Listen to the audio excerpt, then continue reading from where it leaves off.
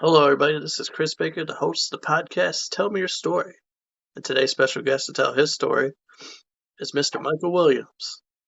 We're gonna do what we Hello. always we're gonna do what we always do. We're just gonna jump into this and talk about, Okay. just from the very beginning. We'll just talk about like where'd you grow up at? How was your childhood? Just all that good stuff. Okay. Well, I grew up in Garfield Heights, Ohio. I was born here. Um, it was me, my mom, dad, and my brother. We grew up we started in Cleveland off East 131st Street and went further into Garfield. So I grew up here in Garfield Heights. However, I went to Cleveland Metropolitan Schools because back in those days, the kids that were in Garfield, they were bused to the West Side because of political reasons where we were in Ward 1 of Garfield and could not attend their school system. So I ended up going to Cranwood, which was right there in Garfield, but it was considered a Cleveland school. And then from there, I went to Newton D. Baker, which is on the West Side. When I probably should have went to Garfield Middle School instead. But I went to when Newton D. Baker, came back, went to John F. Kennedy. I did pretty good there for the first 2 years, but then I started getting involved with the wrong crowd and everything. So I had to get out of there. I found myself, I had to leave. So I ended up leaving and going to Jane Addams Business Career Center. So Jane Addams High School on East 30th and Community College Avenue. And that's where I graduated from in 1990 from Nice. Jane Addams, yes. Now, how did that feel? Just being able to graduate? Were you the first in your family, or how? So I was a second. My brother graduated from, there was a school called Cleveland School of Science that was downtown. So he was part of the school, the first group that went from their sixth grade to their 12th grade year. So he graduated from there, and then he went on to the College of Worcester in Worcester, Ohio. I was not really that good in school, well, by choice. So even in middle school, I ended up failing the eighth grade at Baker and having to repeat it because of me just kind of clowning around in school. So when I got to high school, 9th and 10th grade, same thing at John F. Kennedy. I was just still involved with um, a crowd of people that I should not have been involved with, and cutting school and doing things of that nature. So I went to Jane Addams, and that's when I was in 11th and 12th grade is when I was like, I really want to get this together because, now I'm at the end Yeah. and everybody's getting these college letters and these acceptance letters, and I'm not getting no letters. No. I didn't know what I was doing. So I decided my 12th grade year I said, I want to see if I can make honor roll. Never made honor roll. My brother always made it. Like I said, he was like the brainiac, and it was just the both of us.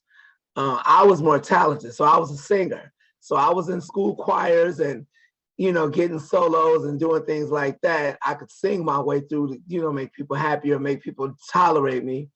But when it came to schoolwork, I just didn't apply myself. So after a while, 12th grade year, I went ahead and I did get on a roll. My whole 12th grade year, straight A's.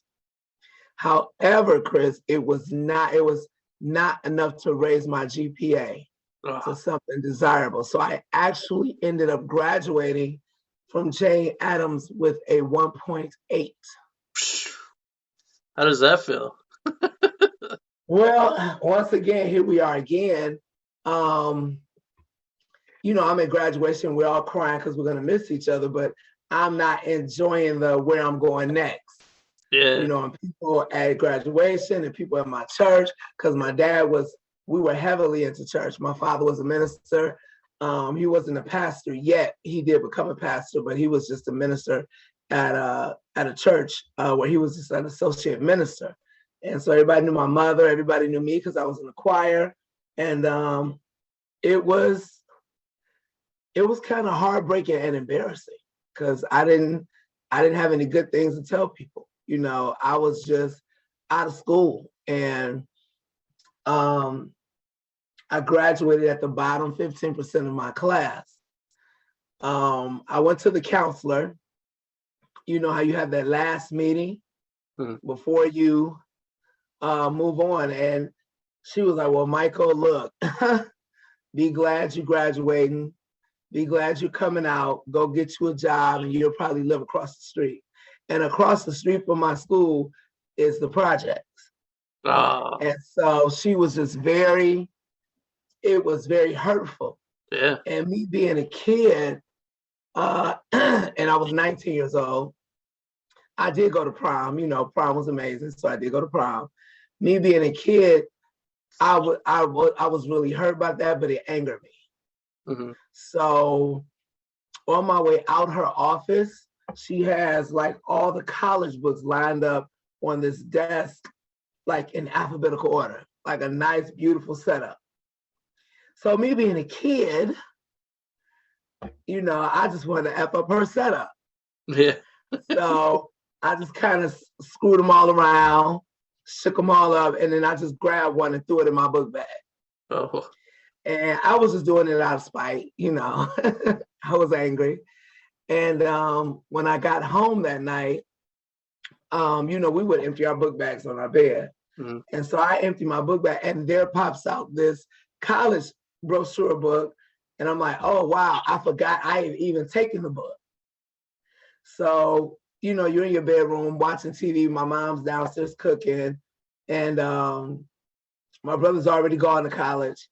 And I start flipping through it. And I see, you know, you see the college life pictures, you know, kids sitting on the grass, eating an apple, reading a book, or, you know, they're walking to the library, you know. They know what pictures. That don't look so bad. Right. They know what pictures are put in their books, you know. And they don't do it now, I don't think.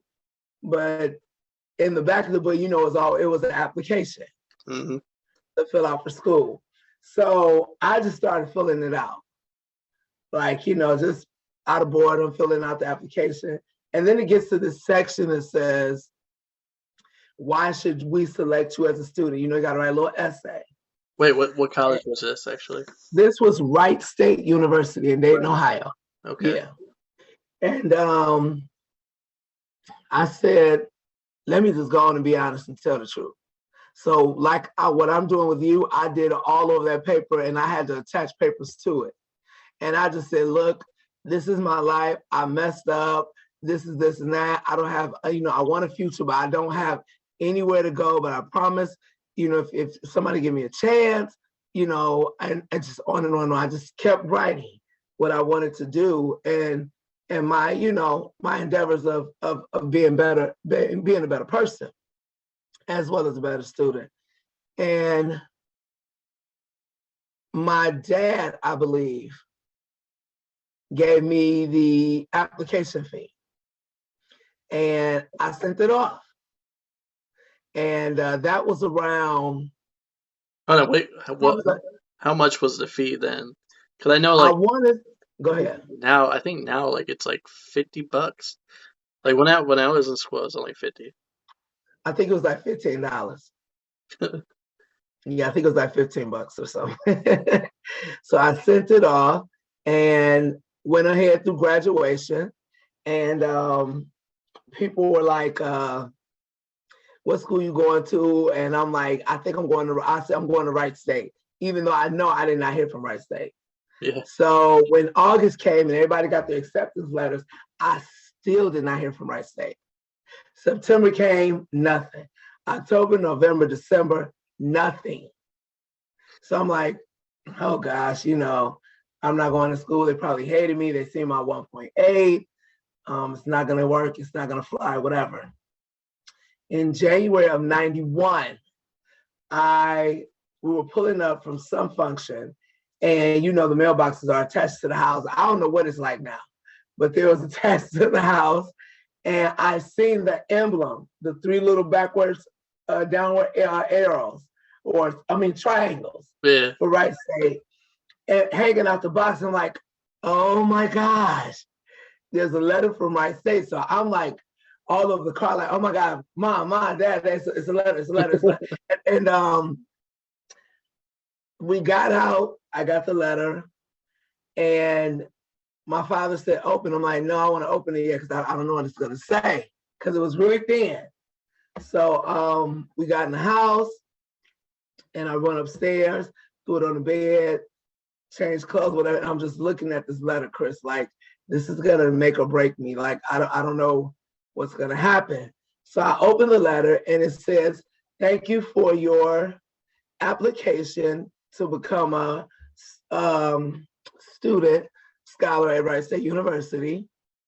We, the university, hold these type of standards, yada, yada, yada. You know, I'm reading this stuff. Yeah. And then I get to the second paragraph and it says that we have agreed to accept you into our freshman class. And I lost it. I can imagine. Like, I was like, I started screaming. My father's like, what's going on? What's going on? He came downstairs. I came downstairs. I'm like, I got in. I was crying. I was like, I got in. And that's like the first time I really felt like I had a future. Yeah. You know, I felt like somebody didn't give up on me. So they took me in because of my GPA. They took me in under a probationary period, stating that you are so low that you're on probation. And if you don't get this up, we're going to have to take you out. Oh. So I'm just ecstatic, ready to go. And then the ball starts rolling. I got an entrance date, a date to move into the dorm. I'm like, you know, I'm all over the place. This is what I did do. I went back up to my school and I went to that counselor who told me I didn't have no future. And she said, hey, Michael, how are you? I guess you're up here to pick up your yearbook. I said, actually, I can grab that. I didn't come up here for that, but thanks. I said, I actually wanted to show you my acceptance letter into Wright State University. And she just kind of, it was just quiet for a second. And I'm waiting on the reaction because I want some type of reaction from you. Yeah. I want a sorry or a congratulations or something. And she was like, well, all right, so, well, you can give it a shot, you know, see if you can make it through. You know, I'm surprised they took you in, but it's probation. So, you know, you're not a full student until you're off your probationary period. I think that's one of the reasons why I became an educator, is because I don't like that our kids have to hear people like that. Yeah. You know, I want kids to know that no matter how far left they went, if they decide to go right, we need to be right behind them, pushing them in the right direction. And not just reminding them of how left they went or how far they're gone or how far they are away from the goal. If they're on the road there, I don't remind them that their goal is even farther. I just remind them that they're on the right road and there are rewards along the way. Yes. You know, so when I got to Wright State, I majored in vocal music because I was always a singer. So I majored in vocal music. And they sent me a list of acceptable music for my audition. So I picked an art song off of there, and then I picked a gospel song. But the gospel song wasn't on the list. Now, it wasn't a list saying these are the only things. It was a list of examples, like art songs and things that you could do in this nature. So I picked a gospel song and an art song. And I went and I auditioned. I took the Greyhound bus down. Auditioned, came back. Hold on. Like a turbo. Wait. So give us a. Do you still got those vocals? Can we get a taste of what you saying? What this was like? So they're more churchy. Even though I learned how to sing in different languages there and learn how to sing more art songs there, I still sing because I sing in church today. Well, let's hear it, man. Let's hear it. So I'll just do a quick line or something. Okay. Because I've had 2 presentations today, so I've been talking all day long. Need some water. Yes. There's a song my mother used to sing called "I Feel Like Going On." Though trials come, from every hand, I feel like going on. Okay. And this is the way it goes. I feel like going on. I feel like going on. Though trials come on every hand, I feel like going on. Okay, that's it. But so I did that. Encore. I auditioned, did that, and I got a letter saying that they wouldn't accept me in their 4-credit program, but I could get in their 2-credit program. Oh. Because my gospel song was unacceptable. Really? And the gospel song I sung was from BB and CC Winans, and I think it was I forgot what it was. I just remember the artist. And that hurt me because I was like, I didn't understand how I couldn't get in. So I did some research. And I found out that if it's a private school, like Case Western Reserve, Baldwin Wallace, you know, those are private institutions. They have the right to make these rules that may not be the same for everybody else because they're private. Yeah. But because this is a state-funded university, to say that this type of music was unacceptable was not something that they could say. Yeah. That's not a stipulation that they could put because you're a state-funded university. So you have these lines that you can't cross, you know, where you have to be, not everything acceptable. Do you understand? But what I'm saying is it's more open because you are a state-funded university. So I actually wrote the school, and I wrote the College of Liberal Arts and Fine Arts, and I ended up writing the dean. And at that time, his name was Dean Perry Moore, which I'm sure he's probably not there now. And I wrote them and I expressed how I felt this was not fair and this was not the right practice. And they actually, Perry Moore invited me back up to the school to have a one-on-one conference.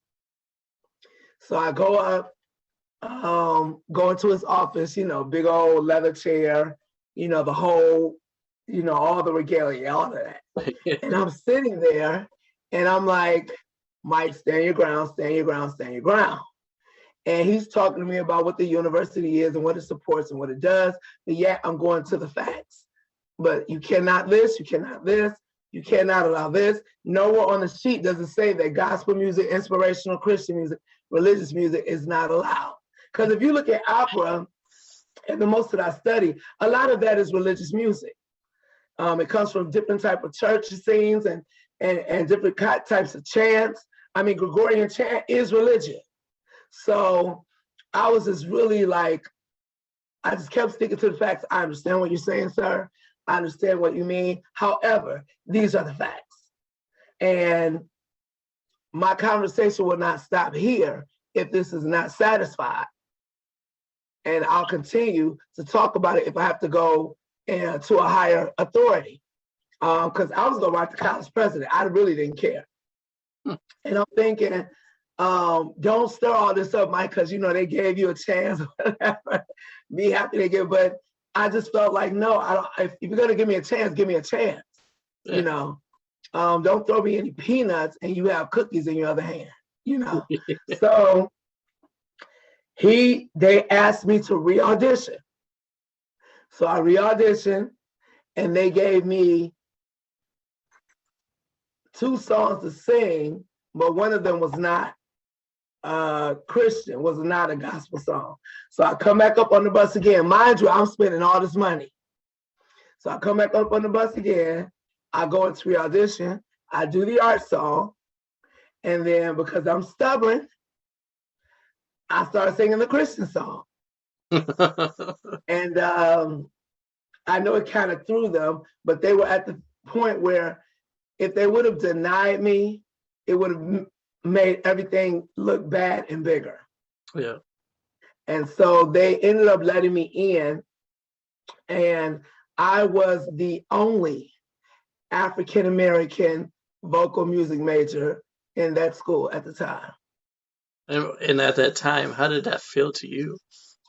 So my dad would talk to me a lot, and he said, Mike, I know you don't want this responsibility, but you have a responsibility because now you're representing a race of people. So the way you act, the things you say, it can't just be Mike all the time. My dad would call me Mike. He said, so you have to understand that people are going to look at you, and this is going to be their interpretation of how we act. Yeah. So you got to keep yourself together. You got to keep yourself, keep a calm spirit. Because I have all these theatrics. Even when I'm talking, the whole nine, I got it all. So he said, you got to keep yourself together. Don't say things that are harsh or cutting edge. Just, you're in, get with your lesson, learn your lesson. Don't turn into no partier because you're being watched. And sadly, so I didn't join the Black Student Union. They asked me to join, but the only thing that I kept seeing them doing at that time was partying. Yeah. And for me, I didn't drink or smoke. I still don't to this day. And I didn't want to be in that, that atmosphere. And they were like, well, no, we could actually help you because we noticed you're the only African American over there at the School of Fine Arts. And I said, yeah, but y'all just do a lot. And they were like house parties. So it wasn't like they were funded like events from the school. It was like these private little house parties or whatever. So I didn't join. And I was a big loner. I was going to class. I lived in the woods. Wright State has some doors that we call the wood. I stayed in the cedar building. It was like cedar, oak, and birch or something. And they have an underground tunnel system. So you never have to go outside unless you live in the woods. Yeah. So you stayed in Hamilton Hall, which was connected to the school. You could get your classes at other buildings through the tunnel. And I thought that was awesome.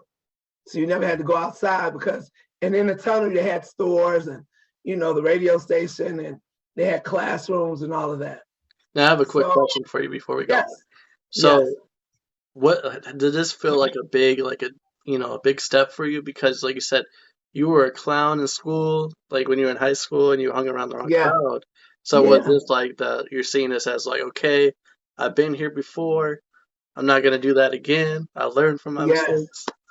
Yeah, me being the only one there, this caused me to mature very quickly. I realized that I'm a lot older now. I'm almost 20 years old. So I have to make sure, like, this is not playtime. I can't go, everybody know that I barely got in school. So I can't go back because because of my mouth. And then I'll prove everybody wrong. You see, I knew Mike couldn't do it because I was known to have a smart mouth. Mm-hmm. I was known to dog out people, I could cuss teachers out, and I all that had to go. All that had to go. It couldn't be a part of me. And I'm at this university trying to learn, and also, without my asking, I'm representing a race of people. Mm-hmm. So it was different. I was in those classes, and also I was still overweight. So I was almost like 400 pounds. Yeah, I was like 400. I think I wore like a 70 in the waist. Dang. Yeah. I wore like a 70 in the waist, like a 5X in shirts. I was huge.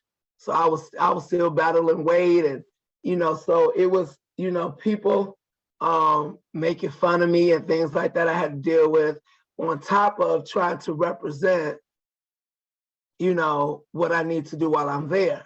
Yeah, and then I'm thinking at the same time, as you're overweight, it's just trying to be confident with that, having Yes, that insecurity feeling, like how many yeah, people are talking about me behind my back. I'm trying to yeah, represent my people, you know? yeah. I had a lot of insecurities with my weight, because I was more bottom heavy than top heavy. So, and then I'm bow legged too, so that didn't help. So it was crazy that I was just dealing with, and I walked everywhere. So I was blessed to have a good roommate. He was a singer. His name was Eugene. He was a good roommate. And the first year went pretty smoothly. I started learning how to read music correctly. Um, I joined the church down there where I was already a musician, but I played by ear. Because in most African American churches, we're not reading sheet music. Yeah. It's mostly call and response type music, and we learn by listening to CDs or whatever, and we play, and that's how I played. So when I got to school, I had to learn that there were numberings for my fingers, and it was really difficult. And sometimes I felt like the teacher was picking on me because they knew I played on Sundays, and they'd be like, "This is not that stuff you do all weekend," So I had to swallow that and not make that a big deal, and I had to go ahead and learn how to play the right way. And my church was patient with me as I was telling them, listen, I'm coming here on Sunday, and then Monday I'm going to school and I'm learning everything that I'm touching is wrong. So it was a lot. And the second, I was in January, in August, here comes a Black girl. Voice amazing. Like Kathleen Battle, the whole nine, voice is amazing. Her name was Sheila Ann Thomas. She lives in Dayton, Ohio. I'm sorry, she stayed in Springfield. Well, of course, we became the best of friends. When I say the best, we were like brother and sister. We hung out all night. We studied all night. We sit in the hallway to 3, 4 in the morning. I still have a painting. I remember me and her sitting in the hallway, we were just laughing and joking about stuff. And she took out her makeup kit and she starts drawing on the back of this art notebook, and she draws a rose and colors it with her blush and rouge. I have that hanging up in my house today from 1991 because she drew it. And it was just amazing that she just, and then she gave it to me. She was my best friend. Excellent voice. So now it was just the two of us. And then they did something that I thought would never happen. They hired a Black professor for the music program. Oh, man. His name was Dr. James Johnson from New York. He had 4 doctorate degrees. He had one in music theory, composition, jazz, and I believe piano. And he became like our godfather because it was like he knew what we were wrestling with and what we were going through. So he had a little apartment on campus, and we would go over to his house, watch movies, and make popcorn, and he would just help encourage us. Keep your head up. You got to make it through. Mike, you got to calm down. Everything is not a march on Washington. You got to get focused. Focus on your work. He told us ways that people would try to break you, and he educated us on how to get over those hurdles. I wish I could find him today if he was still alive. He was amazing. And he was over gospel choir, right? State University gospel choir. So, of course, I was in that. But I wanted to be, I wanted to be where I was flexible vocally. Because I wanted to show them, look, I can do all this for real, for real. And so I was in that, and then I ended up joining University Chorus under Dr. Richard Maloney. And that's where you're learning the art songs and the fun songs, and you sing with the music, and it's about 200 of them. And I was like, but I could do more than that. I want to do more than that. Well, there's a group called, what were they called? Chamber singers. Now, Chris, chamber singers was audition only. It was like chamber music, like that music you hear in the Catholic Church with just the chanting. So you had to learn that stuff. That music was very difficult. And I auditioned and I got in. So now I'm in gospel choir, I'm in university chorus, and I'm in chamber singers. You was a singing fool, man. Yeah, so now I'm trying to carry my workload. So now I'm saying, and Sheila, same thing. Sheila's in all three. So we're just like, it's almost like we felt like we're showing people, hey, you know, it's possible. You could do this. The last group called the Madrigal Singers. Now, Madrigal is like dealing with big fun. If you see those movies like the King Henry movies, and they have those big feasts, and they call those singers out that have those funny songs and limericks, that's what Madrigal is. And you dress up in these costumes. Madrigal was a paid group. So you did the Madrigal dinners, which Wright State would do every year around Christmas, and you would perform 3 days, and we got $100 for those 3 days. What? So I ended up making Madrigal Singers. So here I am in gospel choir, here I am in university chorus, you know, here I am in chamber singers, and here I am in Madrigal Singers. I was in all of it. You're dancing like a fool, man. Yes, and I'm still carrying this weight too. So we're moving. I'm learning theory. I'm learning how to write music, play music. I'm learning how to sing in Italian. I have my recital, sing in Russian. I sung German songs. I'm just growing. You know, 1 year turned into my 2nd year. Then here come Maurice, another African-American male. Next thing you know, it just started opening up. And Dr. Johnson, he was amazing, you know, taking us under his wings. And one night I'm in gospel choir concert, you know, had a lead solo for that. Then I'm in university chorus, and then I'm in chamber singers. And it was just amazing. It sounds amazing. Yeah, it was amazing. And then something happened. Oh. My brother called me. He was finishing up at Worcester. I was in my 2nd year, and he said, Mike, have you talked to mom and daddy?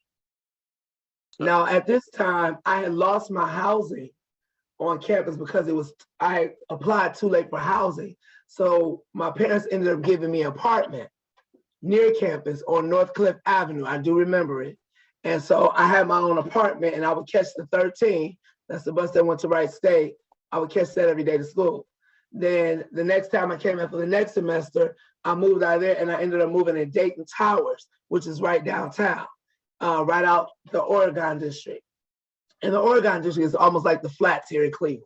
Mm-hmm. So I was catching a bus from Dayton Towers back and forth. I had a studio on the 9th floor, and I was, you know, doing my thing, whatever, going to school, going to church on Sundays, doing my thing. And I was sitting in my home in my apartment, and Clarence said, have you talked to mom and daddy?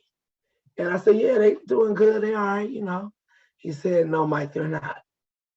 He said, I made a surprise visit just to see how they were doing. And this was in December. He said, Mike, the gas is off. And they're sitting in the living room with sheets to close off the dining room and the kitchen and everything. And they're sitting in one room, and they're sleeping with the heater in one room. And Chris, I did not know that my parents were going through all that to keep me in school. Yeah, they didn't want you to know. They want you to keep going. Yeah, and I broke down so hard. I cried so hard that night because my parents, and I'm going to tell you why. I'm 50 years old now. My mom didn't have me till she was 38. So my parents were older. So all I could see is 2 elderly people trying to keep warm in a bunch of blankets and stuff in this big cold house. Yeah. And it hit me, Chris, like, I gotta go home. I gotta go home, man. I can't do this anymore. Because I know my mind would not be on my studies. So Madrigal Singers had to perform. And I performed all those 3 days. And when they gave me my $100 check, I went to my apartment and I packed up all of my stuff. And I put all I could in 2 suitcases. And I walked from my apartment to the Greyhound bus station. Now, on my way walking to the Greyhound bus station, it was about 1 a.m. And there were a group of like 7 or 8 boys. And they were going to bus stops and they were beating old people, homeless people. And when I say they were beating them mercifully, I heard them screaming and there was nothing that I could do. Yeah. So I'm walking fast and I vividly remember them beating this one man till he was crying and screaming. And my heart went out to him. Like it was too many of them. I didn't know what else to do. So after they kept beating him, I ended up walking in their direction. They were coming my way. And I'm like, they about to beat me. They're about to take my stuff. This is gonna be all bad. And it would have looked suspect if I would have turned around because I was getting too close to them. I didn't want them to think I was gonna turn around. Then they start chasing me. There's nothing open because it's almost, like I said, it's 1, 2 a.m. and there's nothing open. And we got closer and I just started accepting the fact that I'm gonna get black and blue and they're gonna take my $100 because I had went to Myers. We didn't have Myers here in Cleveland. Myers there. They had just built next to Wright State and I cashed the check. So I had like $98 and something in my pocket because my idea was to buy a bus ticket when I got to Greyhound. And the closer we got, they're staring at me. Closer we got, they're staring. Now I'm shaking. I'm like, and I don't care how big I was, I'm not a fighter. Yeah. You know, I don't fight. And they got close to me, like coming like this. And they separated and let me walk between them and they just kept walking. Wow. And when I turned the corner, if you ain't never seen a fat dude run, He was booking it. I was booking. That's an old word. So I was booking with these luggages, with these rolling suitcases. I was running out of breath. I think I dropped my watch and I didn't even pick it up. I just ran because I didn't want them to get a second chance, you know, a second thought like, oh, we should have beat that dude. You know what I'm saying? I got to the bus station. I said, I need a one-way ticket to Cleveland. It was like 60 or 70 something dollars.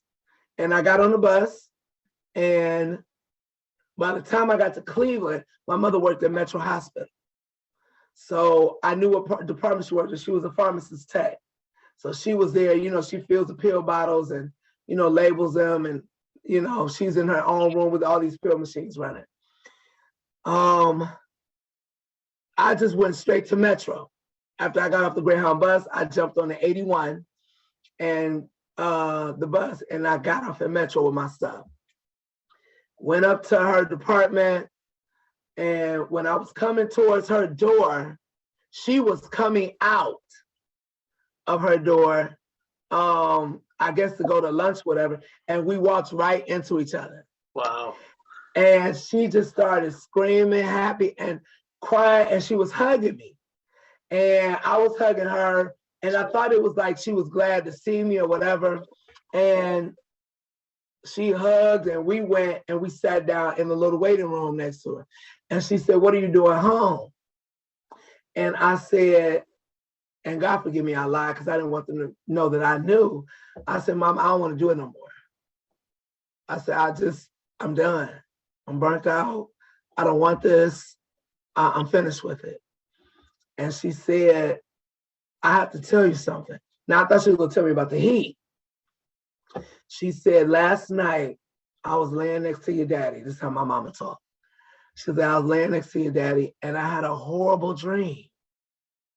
She said that these guys beat you to death.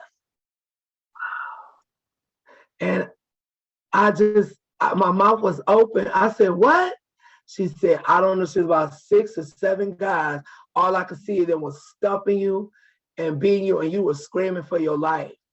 So she said, I woke up Clarence. Now at this point, my father was a pastor. She said, I woke up Clarence. I said, we got to get up and we got to pray for Mike. She said, I don't know what's going on. And he like, Mike probably sleeps. She's like, no, we got to pray now. So she said they got on their knees early that morning and they just started praying that God would cover me. Wow. And that God would spare my life.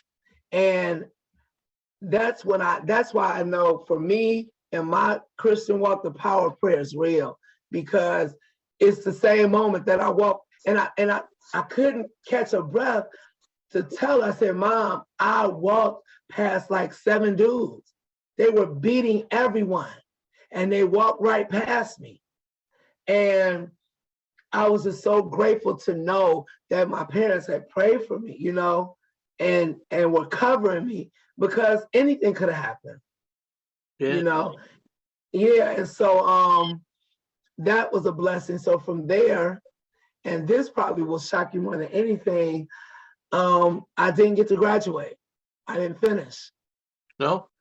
No, I didn't finish. I came home. Hold on, wait. Before we go back, before we get to that real quick, let's just kind of reflect on that for a moment. Think about that. Yeah. Like, if your parents, you know, your dad would, you know, your mom would have just listened to your dad, like, oh yeah, Mike's gonna be all right. Don't worry about it. Man, that is crazy. Yeah, I tell kids that story now in school about that. To me, that was probably one of the most biggest shocking experiences of my life for my mother to say that. And we had not talked. I didn't even tell her I was leaving. I didn't tell her I was downtown. I didn't tell her. She, like my dad, probably thought I was in bed. And was you choking up after they told you that? Oh yeah, we booed in the waiting room. People thought something was wrong when we lost a loved one, but I couldn't explain to them, like, my parents were very spiritual people. They believe you pray, God's gonna do something. That's what they believe. And this is not the first time I've seen it happen, but with me, this is the first time. And for her to literally see it and then see the same number of dudes, because she said 6 to 7. And I said there were about 7 of them. And she said she's seen them stumping me in my head, just taking my life out. Dang. Beating me, stumping me screaming, and she just started praying. And that was amazing to me. Yeah, the power of prayer. I mean, yes, there's so many different scenarios that playing in my head. Your mom could have easily ignored that dream of like, yeah, that's not gonna happen. Right. That's my son. He all right. Yeah, he's all right. For him this morning, you know, like that. But that's an important lesson for to watch your listener, man. You have these dreams for a reason. Yeah. Sometimes God is speaking to you. I totally agree. I do. And that alone built my faith in who God is and what he's able to do. And that made me realize if he took care of me to come home, then I didn't do the wrong thing. Yeah. And that's probably what you were thinking too. Like, am I doing the right thing? And because you get all the thoughts too going through your head. Like, I'm going to regret this later in life for not finishing school. Right. But I have to do this for my parents and good stuff. Right. and I didn't want people thinking that my parents were suffering, trying to keep me in school because of my GPA. I didn't get all the scholarships. I didn't get all the opportunities. The Pell Grant, of course, is still only $1,200. That's all I got. Everything else was financial aid. And my parents were not FAFSA savvy. They weren't computer savvy where they could read new things. They did the best they could with the knowledge that they had. And I wouldn't trade them for the world, Chris. I wouldn't. They weren't, they were bright enough and smart enough to run a household and take care of us. and my dad drove a truck, and we had a huge, beautiful house in Garfield. Me and my brother had our own bedrooms. It was a 4-bedroom house, still stands today. They did what they could for us. But at the same time, my dad was pulled out of school when he was a kid to go pick cotton and work on his land. So I have the last generation parents of what happened in the South. And he ended up becoming friends with a Caucasian boy who helped my father with his reading and things like that. His name was Gary. And so that's where my middle name comes from, Michael Gary Williams. And he helped my father get into the services, which helped him finish and get his diploma. My mother went to college. It used to be Fenn College before it was Cleveland State. And so my mother went to Fenn College, and she, worked with medicine and pharmacy. And then my dad went over to Korean War, left my mother for quite some time, and she was doing it on her own. And then when he came back in their late 30s is when he said he asked God for 2 boys. And she had a miscarriage, and then she had my brother Clarence, and then she had me. Wow. And we're only like 11 months apart. And so it was just always the 4 of us. Yeah. Yeah, it was just the 4 of us. So I was blessed to have the parents that I had. And, she did eventually come around to tell me about the heat or gas or whatever. So when I got there, it was off. And I said, well, I'm going to get a job and help out. And so that's what I did. I got a job helping my parents out. We got the heat on, and I just stayed working. And I worked 7 years and stayed with my parents and did the best that I could for them. And once I realized I was ready to move out, that's when I moved out. And after I moved out, my parents still was maintaining the house. I stayed in Cleveland, and I tried to go to school, but what was happening was I was just taking classes here and there, and then I had to go help my parents again, and taking classes here and there, and then something else would happen. And it was like I was getting discouraged. Like, how come I can't graduate? By this time, the people that I went to high school with graduated. They got their college degrees and getting married, and here I am just doing this. And I felt like, why is my life so difficult? Like, why is it this hard? And I ended up telling my dad I want to do a little side hustle. I need something to make money quick. And as off as I am, I love the smell of nail polish. So I went to nail school and got my license to become a nail tech. So I started doing that. I started working for a credit card investigating company, and I was doing all these things. And I prayed, and I'm like, Lord, this can't be it. And I felt like God said, well, I know he said, because of what I did and the dedication that I did for my parents, it was like the Lord said, I'm going to give you everything else. Don't worry about it. Don't worry about your degree. Don't worry about, you're going to get that life because you sacrificed a lot of things, for your parents.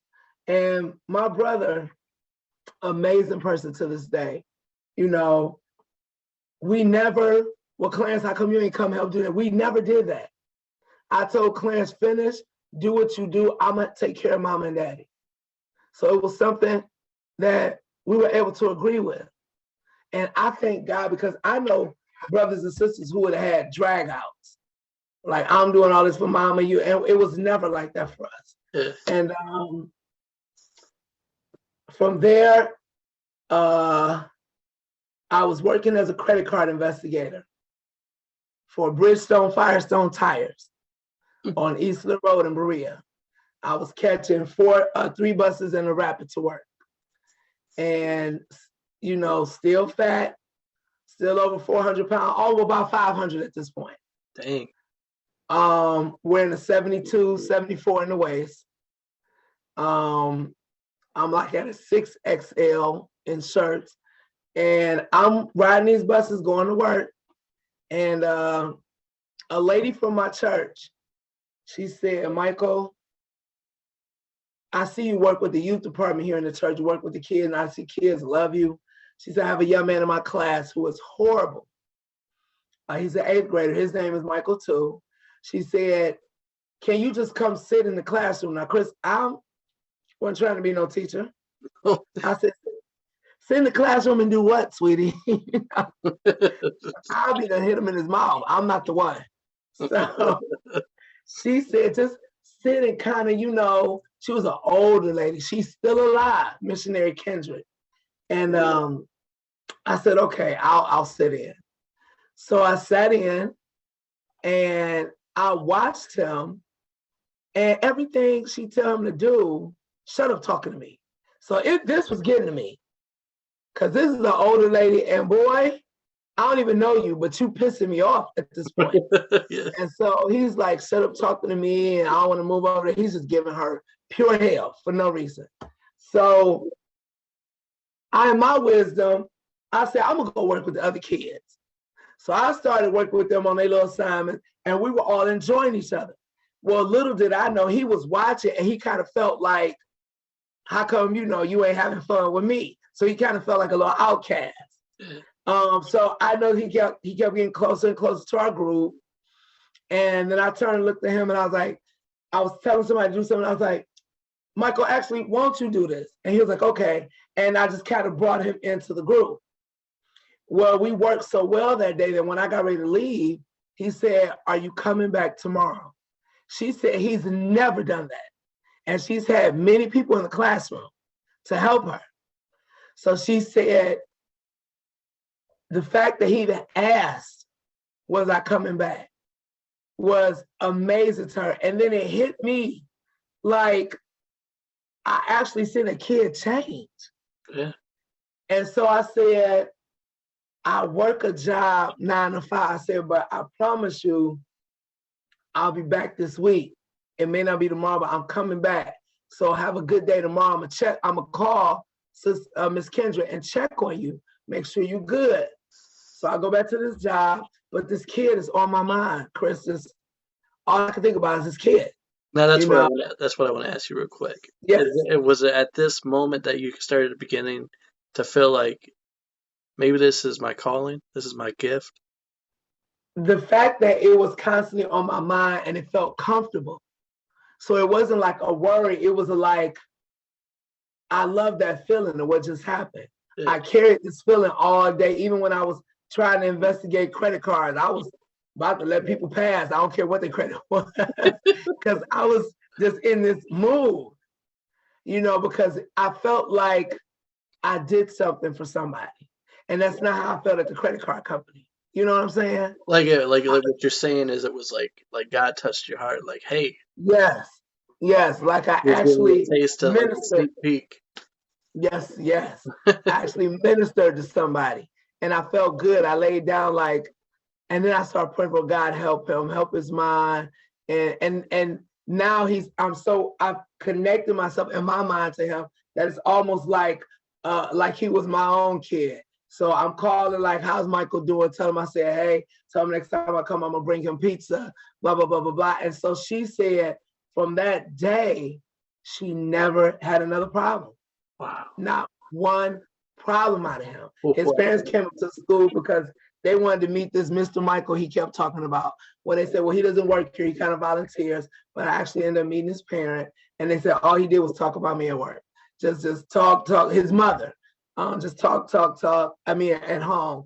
And it got to where he would just be ecstatic. He see me coming through the door, and he was like, Mr.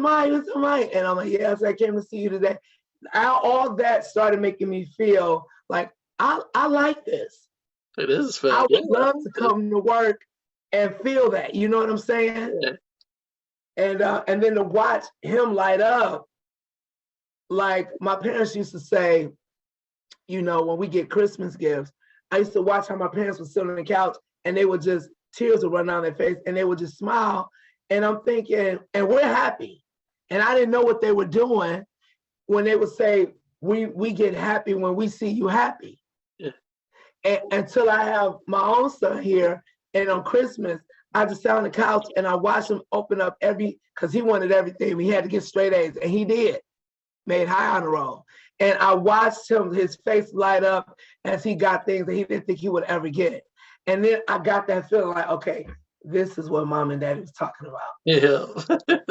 This is the feeling when you sit and you're happy when your kids are, when you can bless your kids, So I went up to the school so much that my credit job was like, you're missing too many days. We're gonna have to let you go. Oh no. Yes, it did.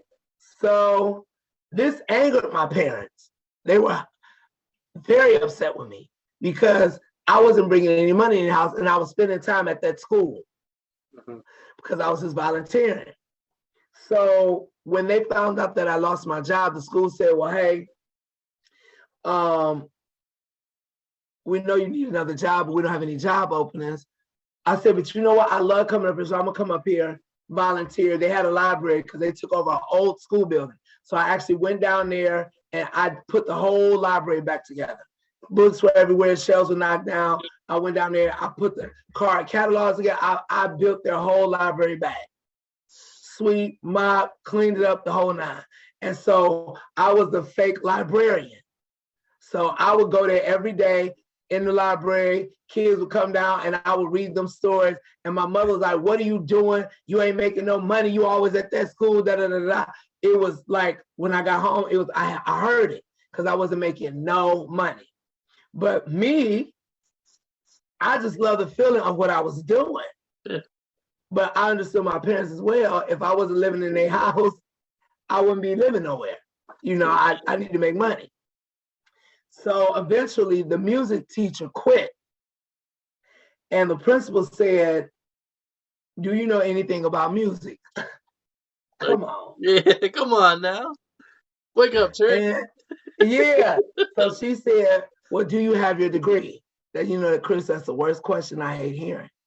Because I said, I don't. She said,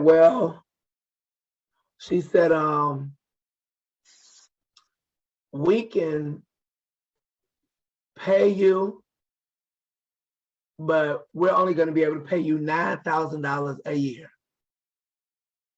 9? And that's 9. Wow.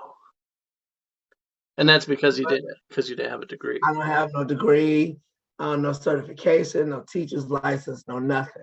I'm just a dude that know how to sing. So I said, look, my parents said I had to make some money. So I took it and I became the music teacher at Mount Pleasant Christian Academy was the name of the school now. It is since no longer running, but that is what I did. And I taught music. So I taught them how to write music. In the music class, I taught them about genres of music. I just taught what I learned. And then I developed a choir from there. I said, I want to do a choir there. So I had a choir from K-8. And they were like, no, you got to break those up because the little kids may not know. And I said, no, I know what I'm doing. I do the youth choir at church. Trust me. They go listen to me. But nobody would believe me. Chris, I had a choir of 123 kids. Holy. From K-8. Wow. So I would meet them on their period, and then I decided to have a concert.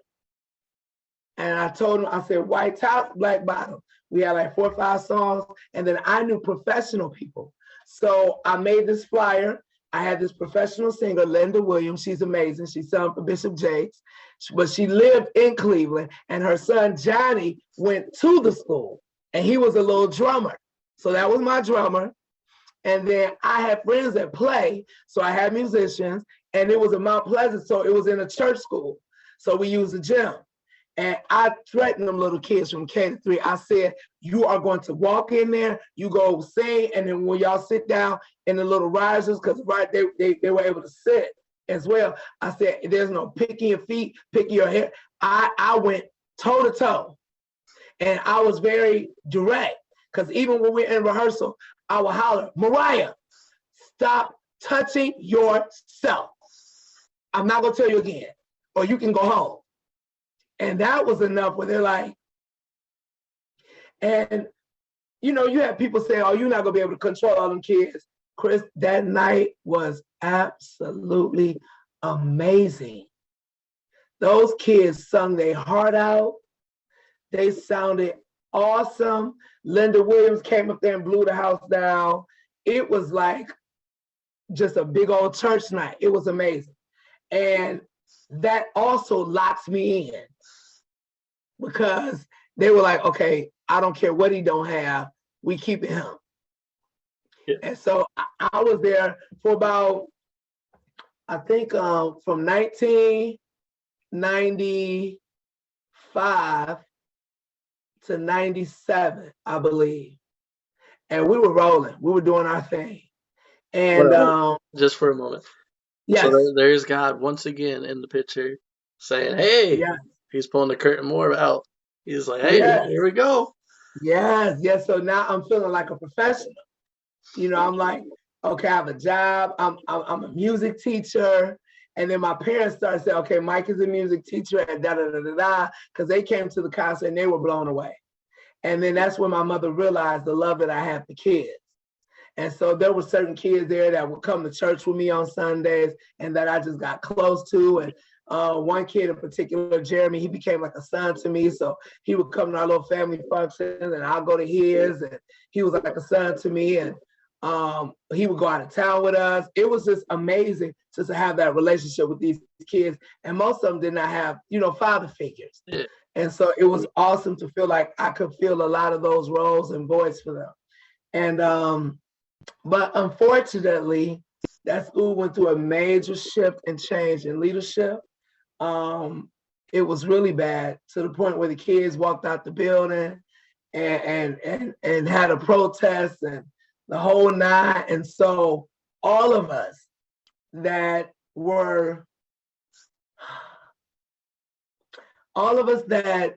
disagreed with the leader and what was going on, because it was really bad, he fired all of us. Wow. And we were all fired. I'm not gonna mention his name, God rest his soul. To this day, I've never told anybody the things that I've known that went on that could have damaged him, his church, and his entire family. But I never opened my mouth about things that I knew, not heard, things I seen with my own eyes. But because he knew I knew, I was a threat to his character. And so he fired us all. They actually sent a letter to my house and told me that my services were no longer to be rendered. And that devastated the families, devastated kids, that they did a walkout, they turned the lights out in the building. It was horrible. It was on the news. Then they refused to feed the kids lunch because they had the lights off. The kids were in the hallway sitting down, protesting, would not get, it was horrible. It was horrible. But Second New Hope Christian Academy heard about me and they said, hey, how much are you making over there? I said, $9,000 a year, but I'm not returning. They said, come here. We'll pay you $12,500 a year. Wow. So I said, well, I don't have a degree. Yeah, we know about all that. Come here. So when I went to Second New Hope and the families found out, almost 70% of those kids transferred to Second New Hope. Follow me over there. Wow. At Second New Hope, the building is still standing. It's a church, actually, but the school and building is still standing on 116th Street and 116th and near Buckeye. So I was over there, started a choir, and did the same thing, teaching music. And I taught in their sanctuary. And one of the back offices in the sanctuary was my office. So the kids would come to the sanctuary for music. And music there was just quiet. So they had 8th grader there named Tommy Johnson, nicknamed Zero. Tommy was a real musician. He was a kid, came from a musical family. So Tommy played. So I ain't have to get no musician no more. Then Terrence was there. Terrence Smith was a drummer. So he was a student. So he was my drummer. So we was rolling. Like Second New Hope was full of church kids. So at this point, everything we doing was awesome. We We having concerts, Christmas concerts, spring concerts. I mean, like we rolling, you know. And they hired a new principal, and she was a extremely dominating woman, extremely. She was also a woman pastor in the city, and she was very, very strict on degrees, certifications, all of that. Her daughters went there. Her daughters were also in the choir with me, and they were singers, but she was, you know, of course her daughters made straight A's. Everything to her was your degree, your paper, your degree, all. So she would call me in the office, and my name was Brother Mike then. So it was Brother Mike from the Christian Academy all the way to Sacred New Hope. Everybody knew me as Brother Mike. So she said, Brother Mike, you know, you don't have no degree, so I don't know how long we can keep you here. Now this is after about 2 years. And she was on it. Now, I'm not gonna fault her because, you know, I needed it. But inevitably she told me that 1 year, you know, this is gonna be your last year. But I was trying to go to school and finish up. It's just that the monies, you know, at $12,500 a year, come on, man. I can't pay for school, but one class at a time, finish up whatever. And by this time, I had exhausted my lifetime financial aid limit. I didn't even know there was one. Really? So yes. Wow. There's I think it's 65,000. So I had exhausted it, and because I went from Wright State to University of Phoenix to DeVry University to Tri-C Western Campus. I mean, I went to just trying to finish. I went, Ashford University online, Tri-C Western online, just all these, just taking classes trying to finish. And one school would not give up my transcripts because I owed them. So I go to a new school, have to start over. Damn.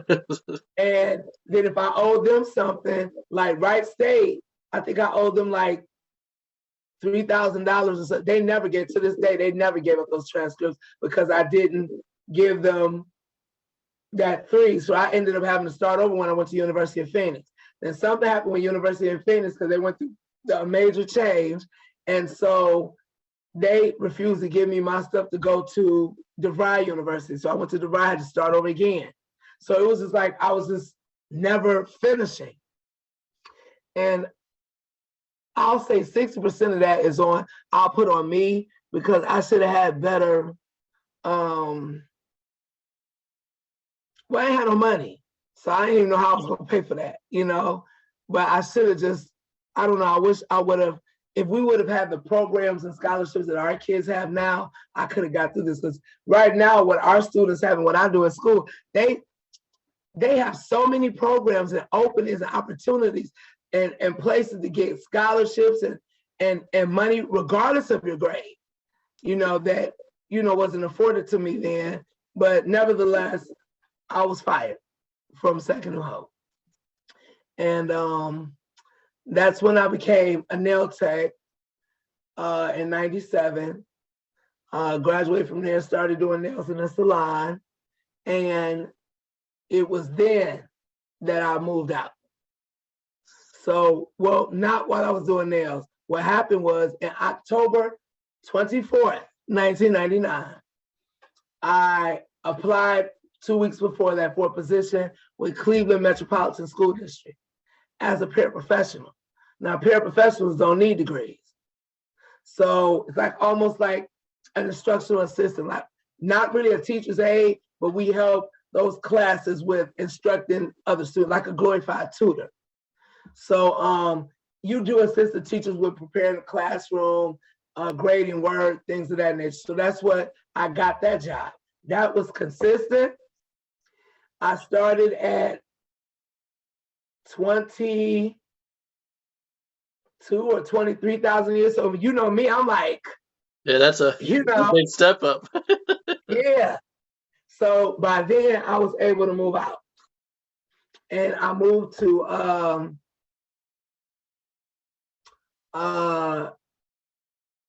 It's not Midtown. I moved to, it's on Rockside. I moved to, it's next to Rockside Towers, but I moved there. My first apartment, $425 a month, 1 bedroom. And that's where I was when I first moved out. And I was going to work as a paraprofessional, working in special ed classrooms or classrooms that had severe behavior students. We switched over to ED, emotionally disturbed students. Now it's something else.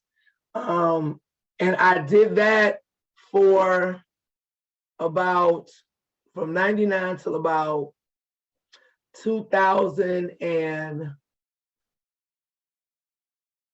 probably about 2003 or 4. And then the district said, hey, we need people to run in-house suspension. So you can be a para, but you'll be in that in-house suspension room by yourself. And you run, now that's all I needed. I needed somewhere where I could grow and be creative. Because in the teacher's classroom, it was her room. So I put up her bulletin boards the way she wanted. And I had some awesome teachers I worked with. I never had a teacher that was, you're down here and I'm up here. We worked as a team. Yeah. And so Melanie Beck was one of the best teachers I worked with over at Central on 40th and Central. She was amazing and make me feel like a team with her. And I would help her with the kids, you know, the boys that are a little bit more rambunctious. She was a older Caucasian lady, and I didn't want them running over her, but they were scared of me.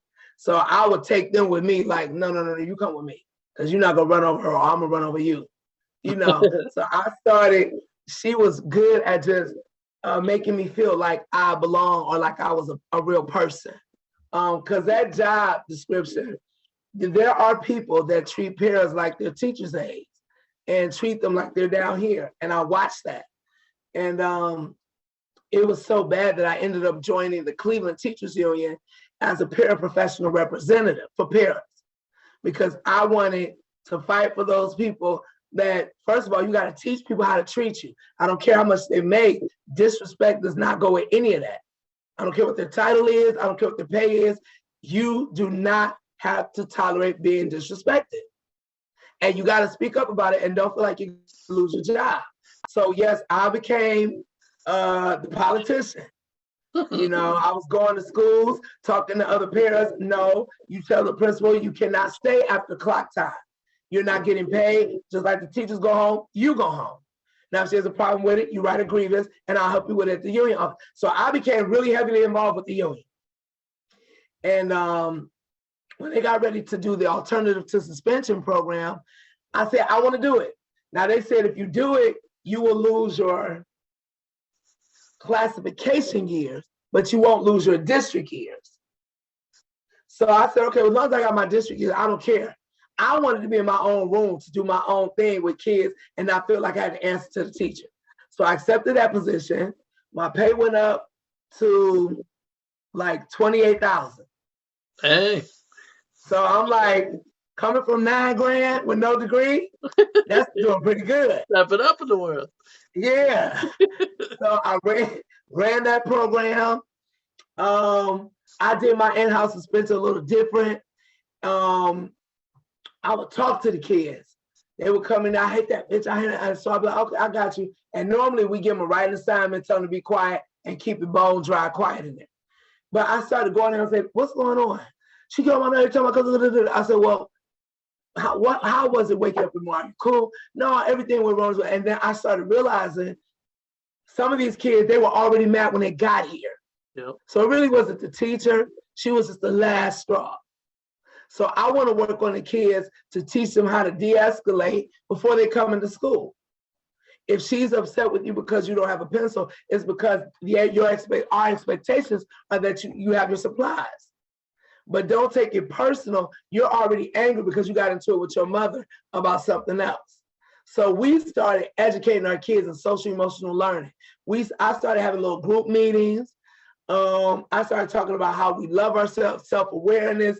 I started talking about efficacy. I started, things like that. Well, me and 4 or 5 other paraprofessionals that had alternative suspensions were doing this. And we got recognized. And they said, hey, you, Michael, you.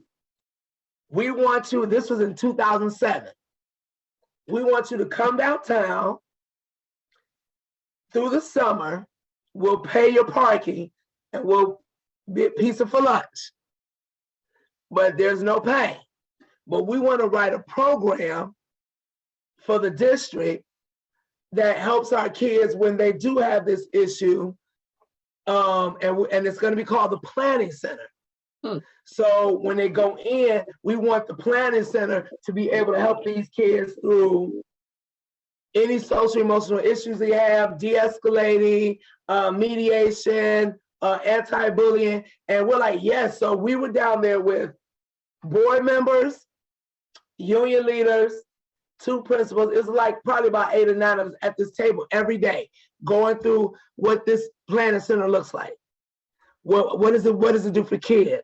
And I started feeling like I'm in my element, you know? This is me. This is me. Yeah, this is me, you know? And I'm downtown and they're asking me how I feel. So once again, the person with no degree, but I'm feeling useful. I'm feeling like God is really just, his word is coming true. Yeah. Yes, he's open, he's spreading the curtains, and I'm seeing things. So we developed the Planning Center. And they said, since you guys helped write it, you will be known as the Executive Committee, Planning Center Executive Committee. Wow. And you guys will be responsible for the training. So because of that reason, we're going to send you to Baltimore for a week for training. Dude. So now I'm traveling. I'm telling my mother, like, yeah, I'm going to Baltimore for training. So we went to Maritime Institute in Maryland, which is a naval base. And the Navy wasn't there. And we had the rooms at the food. Look, Chris, out of all the training I went to, my first one in Maritime, that food was like second to none. They had a spread of, it was a different spread every day.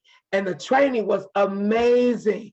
Melinda, Yvette, and I had another teacher. They were amazing, training us on how to do professional development, how to train other people, how to do SEO. It was just excellent. Then we went from there to, we want to send you guys to another training. They sent me to Washington. I stayed there and trained. I was just going everywhere, just training. Going all over the world. Yes. I was still getting big in the union. So the union was like, oh, but you're a parent representative, so you got to go to union meetings. And some of those meetings are conferences. So I ended up going back to Washington to a conference.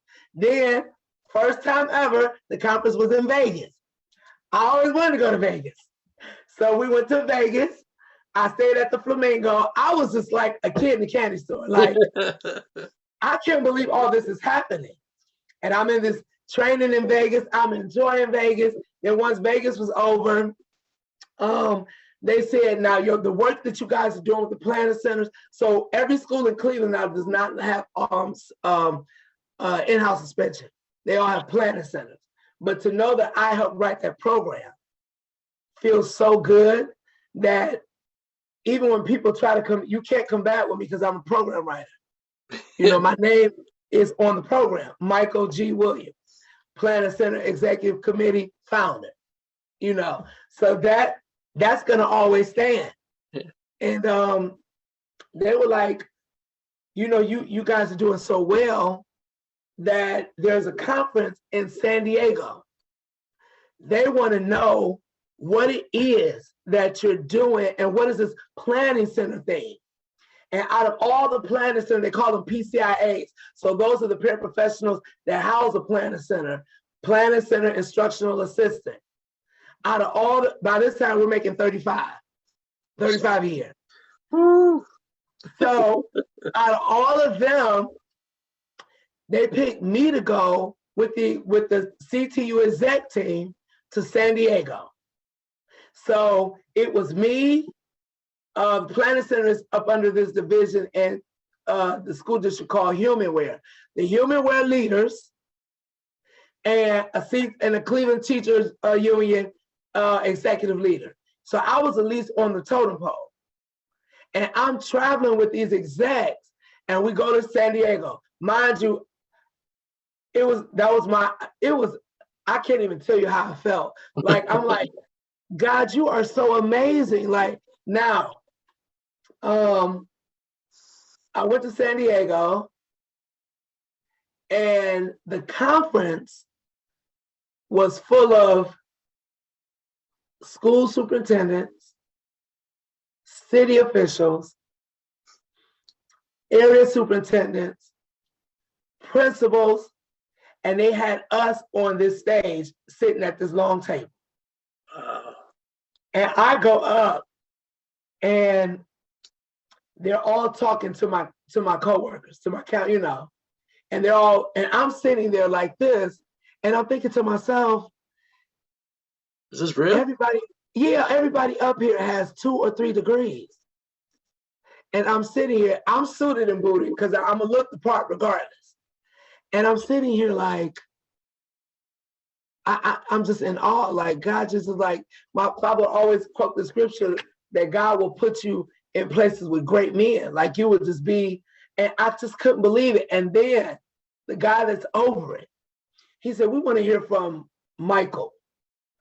Michael, you are a paraprofessional. And I was like, and they said, we understand that you are one of the writers of the program. Tell us what inspired you and what went through your mind as writing. And so, Chris, I spoke fluently, eloquently, doing my thing to the point where I was given the floor for almost like 20 minutes. So my counterparts, they were looking at me like, okay, Michael, that's enough. And I'm being serious. So I'm like, I'm not doing it, but I think it was because they seen the passion of what I do. Yeah.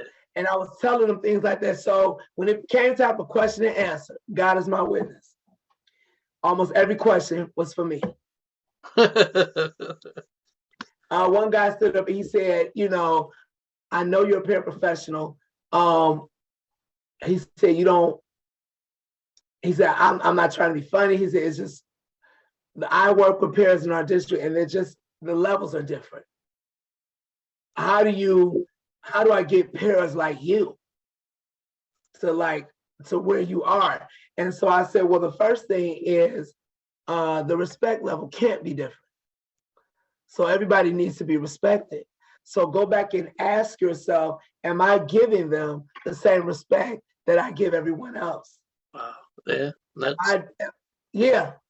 Am I making them feel like a team member or the crew to clean up after the team? I said, one thing about me and the people up here, why do you think I'm here? Because they make me feel like I'm a part of something. And I'm not cleaning up things after they leave. I said, so one thing is when I feel like I'm valued and I feel like I'm important, then I start working out of that feeling. And my value becomes different for the people I work with. And it becomes easy as a team. But I told them before we got up here, we all had a huddle together. They didn't meet and I was in my room and they didn't say, well, we're going to do this and that. They said, Michael, we're getting ready to meet and we want you to handle this and talk about this. They made me feel a part. So I challenge all of you in here, go back and see if your parents are a part of the team. And if they're not, they speak English. Ask them why they feel that way. Ask them, how do they feel? If you don't know who your parents are, there's a lot of icebreakers to get to know each other. There's a lot of ways. The teacher worked with me. We talked about a whole lot of stuff. Our kids, our lifestyle. We talked about a lot of stuff. So we became more jailed. It wasn't, hey, Michael, can you go run off this homework and bring it back before 1 o'clock? It wasn't that. So after all that, I was invited to they had a rooftop party, my first rooftop party ever. So I go back to the room, change, and I get up here and I'm looking at millions of dollars just walking around. And I'm thinking, like, it's just me. Like, wow, God, you are just, you're showing off. Yeah, you're amazing. And I don't drink, but everybody's walking around with these drinks and little finger sandwiches and things. So this is the dumbest thing I ever did. So they said, what you want to drink? Now, I don't know nothing about alcohol, but I know a drink name I hear all the time, and it seems like everybody drinks it. And it's called Long Island iced tea. I don't know what it is. I just thought it was a tea with a little kick. I was like, I can handle that. You know, I can handle. I like iced tea. It's tea probably with a little kick to it. I got this. Yeah, I got this. No clue to my understanding. I think it's all brown liquor or something. No clue that it was. It's a hell of a drink. And so I grab it, and I'm like, yeah, and I swig. Like, Are you joking? man, He was on the floor. listen, it took everything in me. I was about to spit it out, like across the room, but I had to swallow it because we all suited booted. I didn't want to look stupid. When I tell you, the tears that was coming out of my eye, I walked away, put the drink on one of the little pedestals, like, I don't ever want to see that in my life. And I went out on the balcony, and if I could have jumped, I would have jumped. What? Because my mouth was on fire, my body was shaking. It was horrible. I had to literally go back to my room. Now, was that your very first drink ever? Yes. Oh, Yes. And you chucked it. I had to literally go back to my room. Your body was like, what the heck is this? Yeah, I had to get myself together. My eyes were red and white. I was coughing hard, the whole nine. My nose was running. It was horrible. And I wish I would have asked somebody what it was before I had made that move. But of course, I didn't attend the party the rest of the day. You had to get yourself back together. Yeah, I had to get myself together. So, but the blessing is, they told us we were there for the 2 days. We did the convention 2 days, but they had us booked there for 4 days. So we're like, what do we do? And it was like, look, enjoy San Diego. You ain't got to tell me twice. So we did the bus tour, which was amazing. And then I went to one of the most amazing places I've ever been to in my life. And I got to go back, called Coronado Island, California. Yeah. Man, which is home of the largest wooden hotel, the hotel made out of wood, the Coronado. Just being on that beach, and that was my first time on the beach. Because by this time, I had gastric bypass surgery. I had gastric bypass July 5th, 2002. So by this time, I had dropped over 300 pounds. Now, can you kind of explain what that surgery is about, just in case listening doesn't understand? Yes. So when I scheduled for gastric bypass in 2002, in January, I had to go through a series of tests. What it does, they go in and they take your stomach and they cut off, they make it the size of a shot glass. So it's almost like they're starting you over. They take your baby, and instead of you using your large intestines to digest, they take your baby intestines, hook it to that new, what they call a pouch, and that's how you eat. So you have to eat less. So you have to go through a series of tests. You even got to go through a psychologist. You got to see a psychologist to make sure that you're not mental, have any mental challenges. Yeah. With this, procedure. Basically, so your body doesn't freak out afterwards. Right. And but they also wanted to make sure you were doing it for the right reasons. So I let them know it was for health reasons. Didn't like living this way.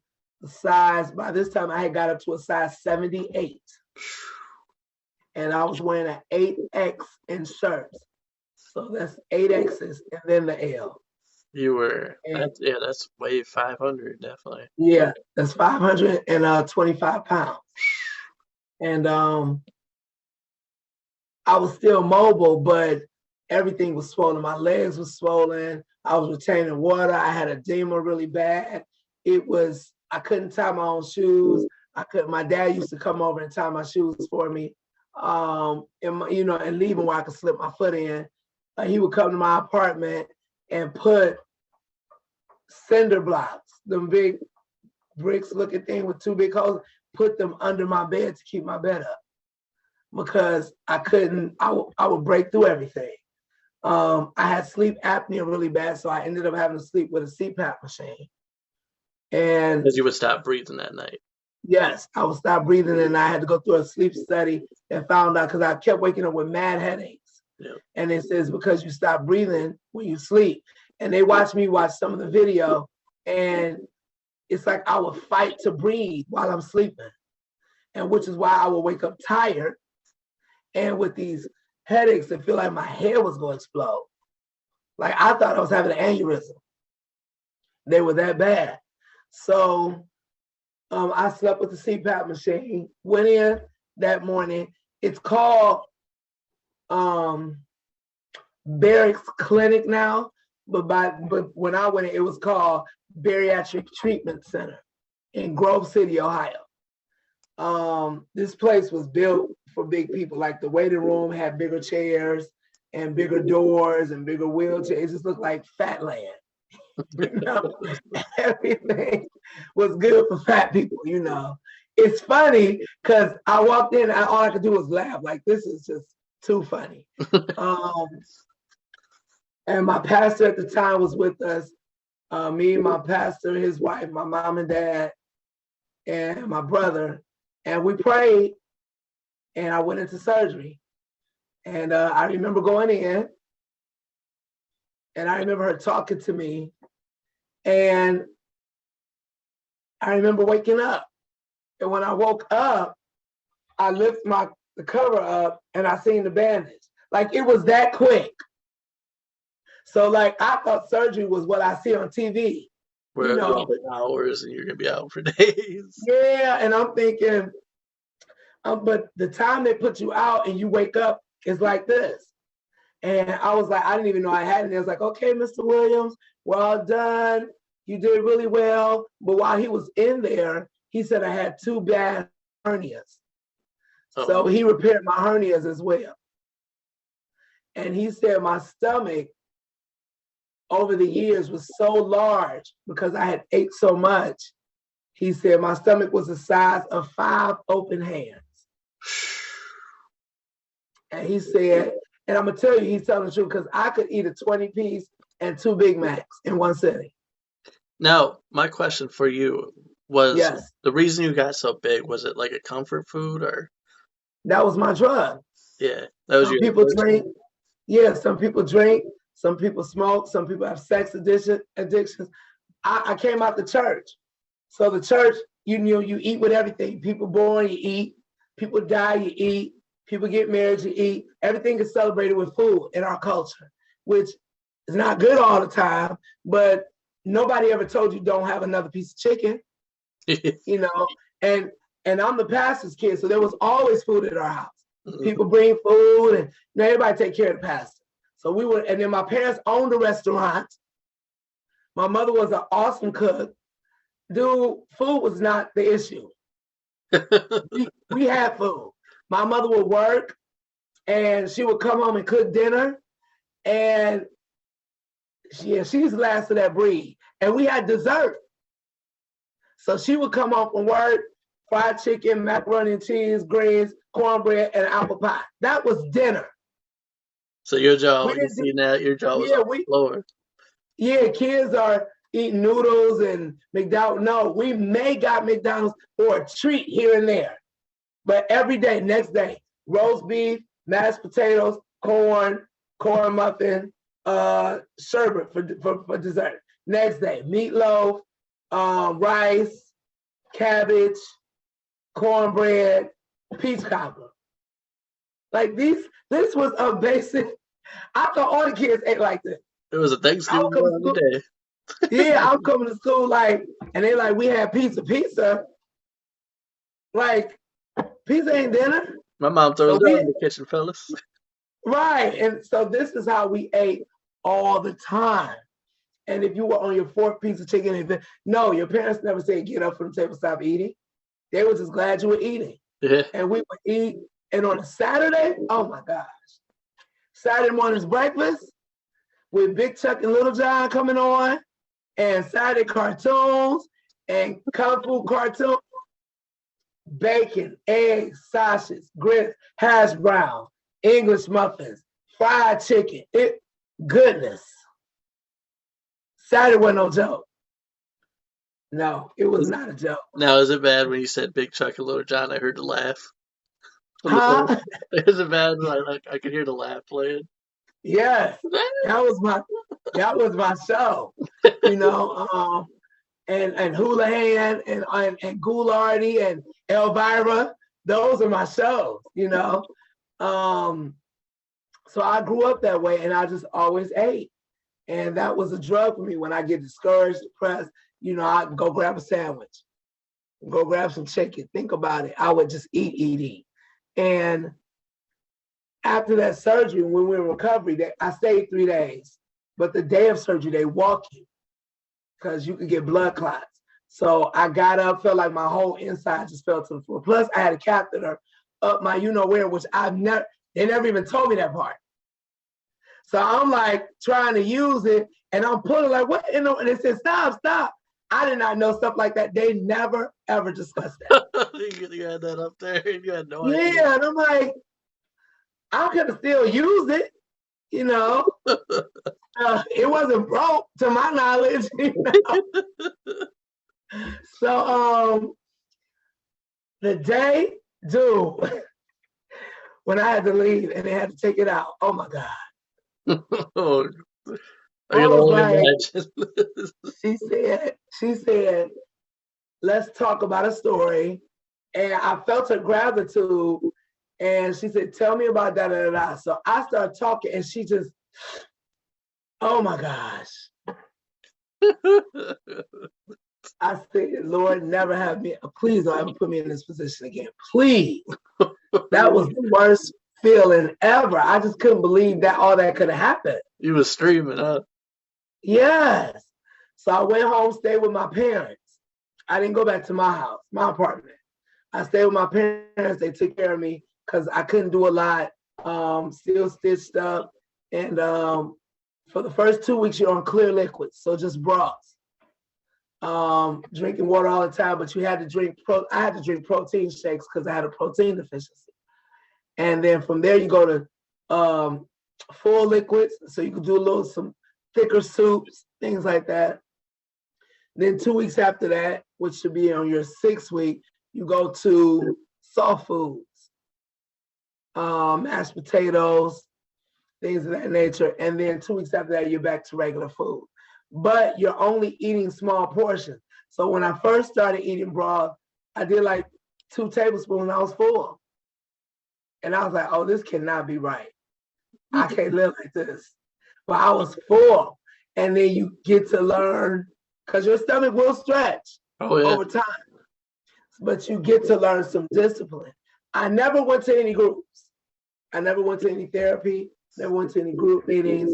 It was just something I did not want to do. What I did to keep my weight, and I never to this day been to any gym. I don't do gyms. I don't do workouts. I'm sorry. But what I did, I ended up getting 2 or 3 jobs, and I would just stay busy.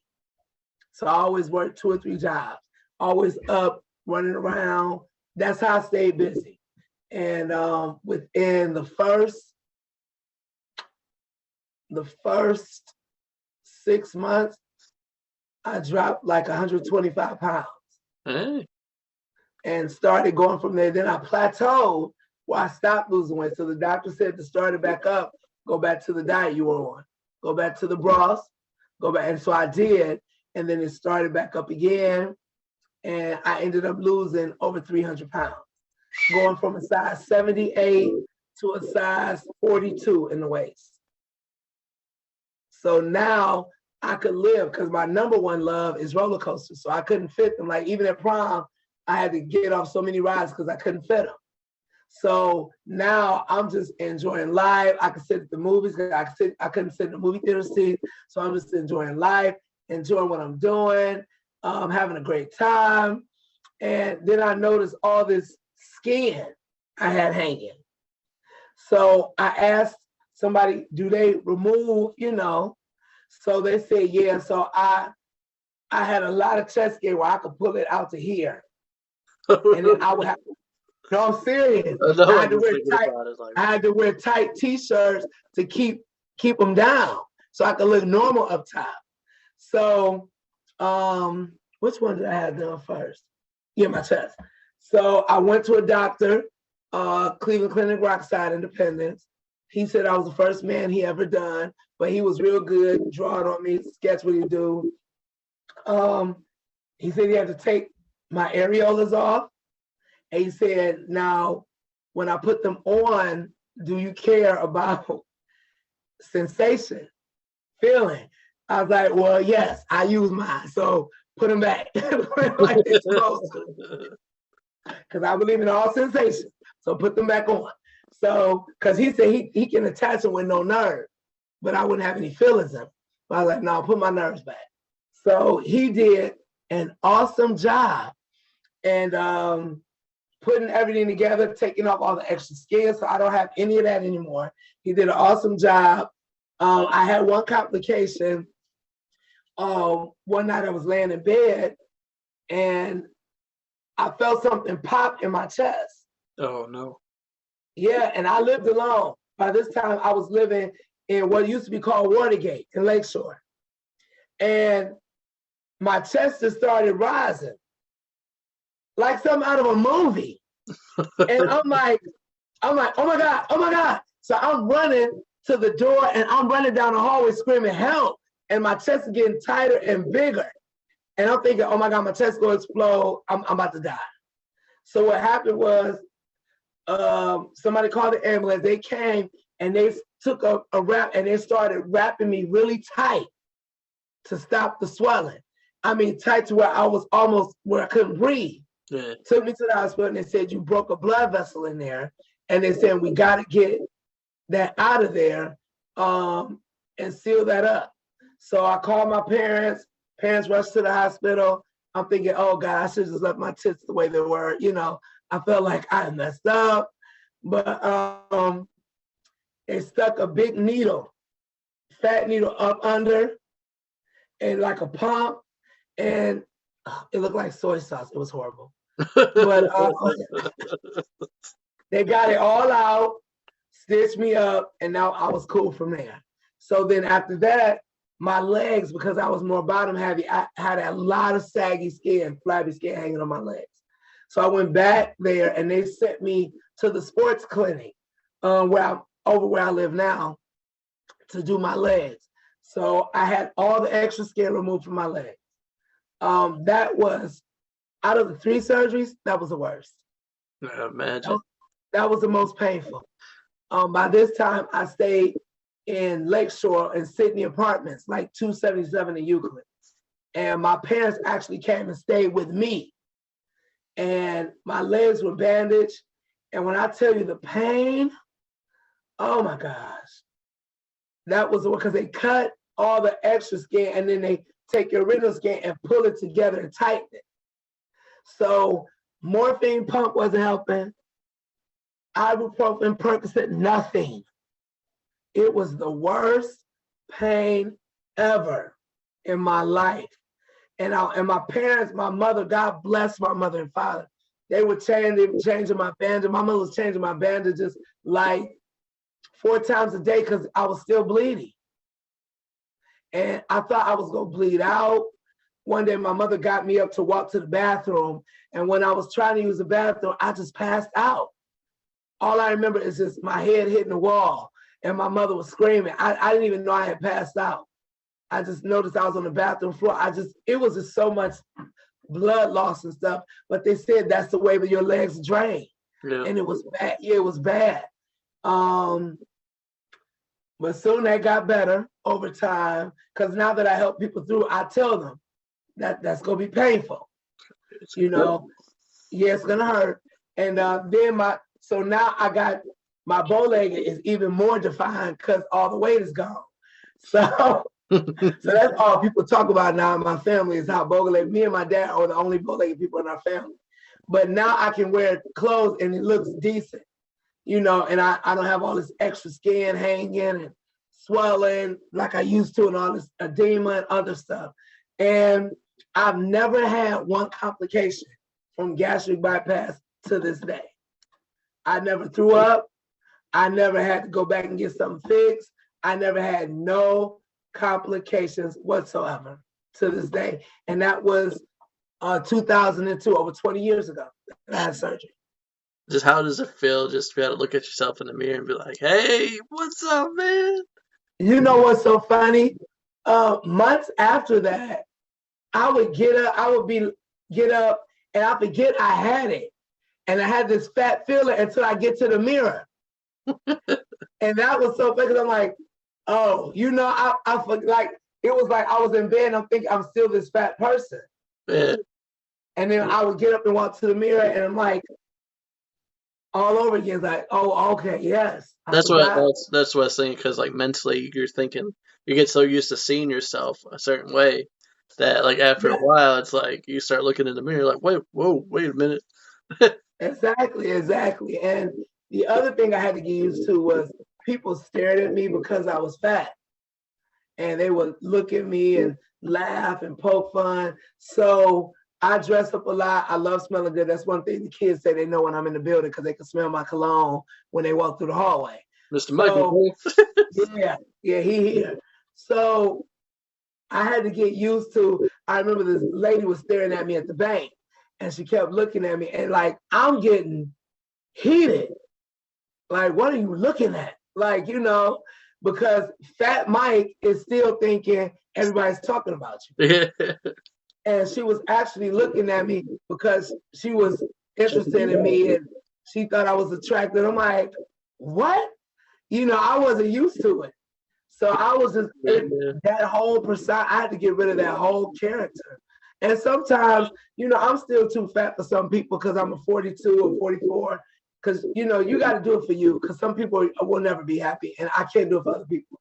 And no, I didn't go into no six pack because that's not what I was trying to do. I was trying to live. I wasn't trying to be no bodybuilder. I wasn't trying to get into no bikini. I wasn't trying to go to spring break. I wanted to live. I wanted to sit and watch a movie with my kids. I wanted to go ride a roller coaster. I wanted to be able to sit on one airplane seat. I didn't want, I didn't want all these accommodations. So that's what I did it for. And I'm happy where I'm at. I'm not trying to, if I could drop 20 pounds, yeah.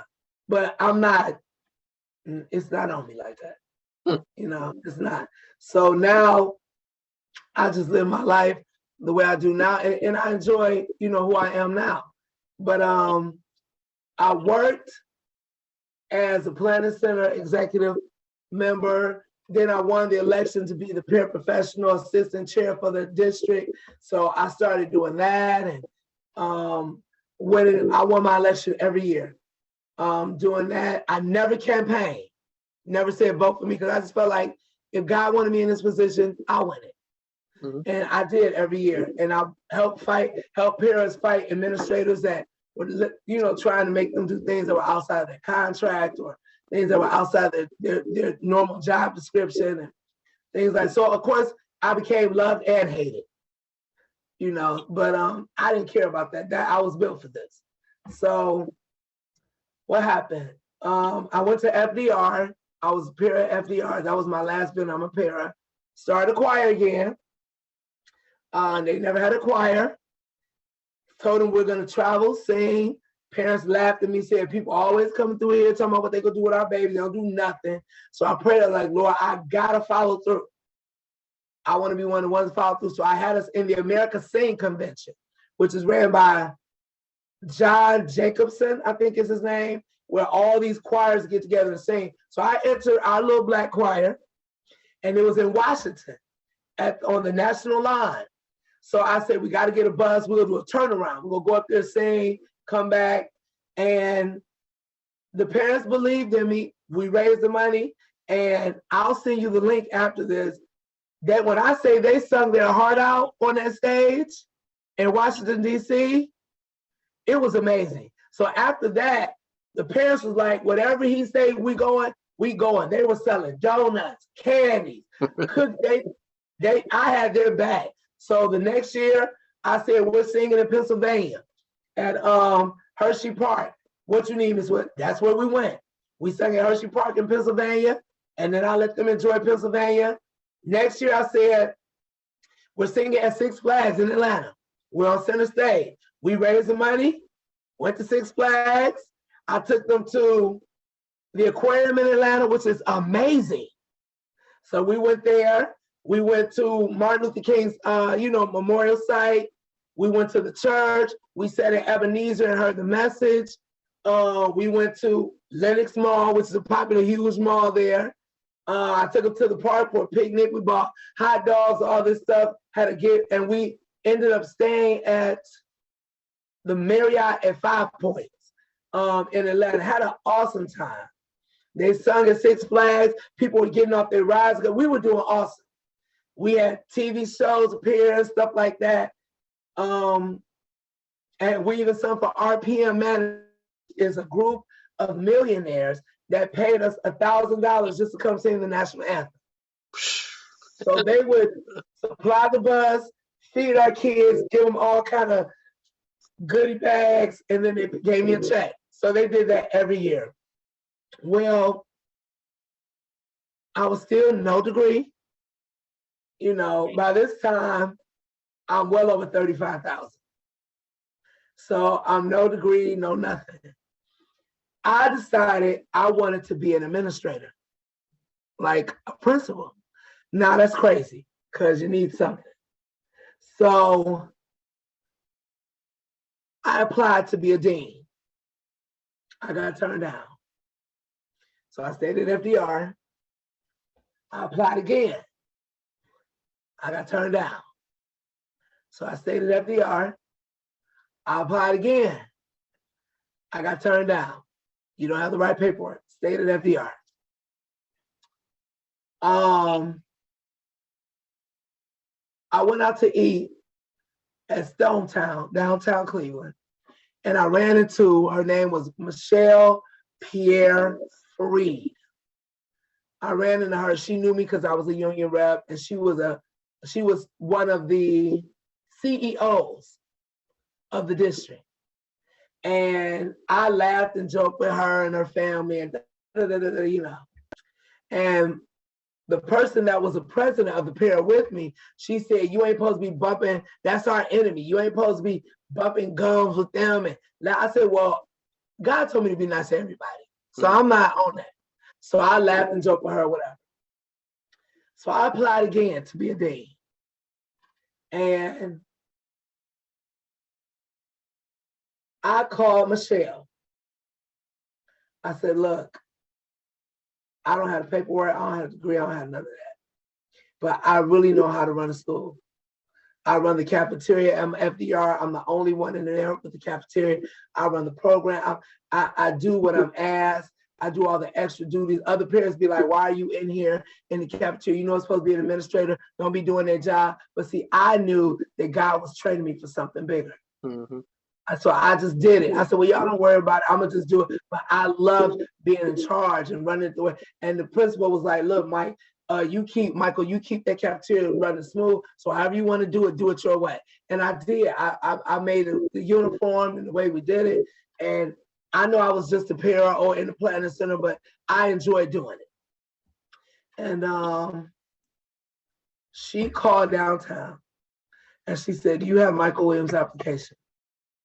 And it said, yeah, we're about to push him back to the reject because he keep applying. And she said, no, let him through. Let him go to the next phase. And if he's no good from there, then you do what you have to do. So I got an email that I was selected for the next round of interviews. And I'm like, oh my God, okay, this might happen. So I did that, and then I got another email that I'm selected for the final round, which is you gotta simulate running a school through this test, and it shows you if you get a new tutoring program, how do you allocate the funds, and what comes first, what comes next. I had to show how I would administrate a new program coming into the building. And I did my thing because I knew this. This is what I do. I run trips. I create choirs. I order buses. I order hotel rooms. I know how to do this. My mother did it at our church. She did a trip every year to Toronto, Canada. And I watched my mother order buses, or that's how we vacation in Toronto every year. That's why I know about Yonge Street and CNN Tower. And I've been to Casa Loma many times. I know about these places because my mom always had this trip. So I watched her, and that's how I knew how to organize and get rooms together and get buses and things like that, and how to bargain and how to raise money. So that was smooth, easy to me. I did the program, sent it in. Chris, I was driving, and I got a phone call from the district. I was on Broadway, getting ready to go over the bridge from leaving Woodland. And they said, Michael Williams. I said, yes. I said, hey, this is, I forgot her name, from the district. She said, you can go out on interviews.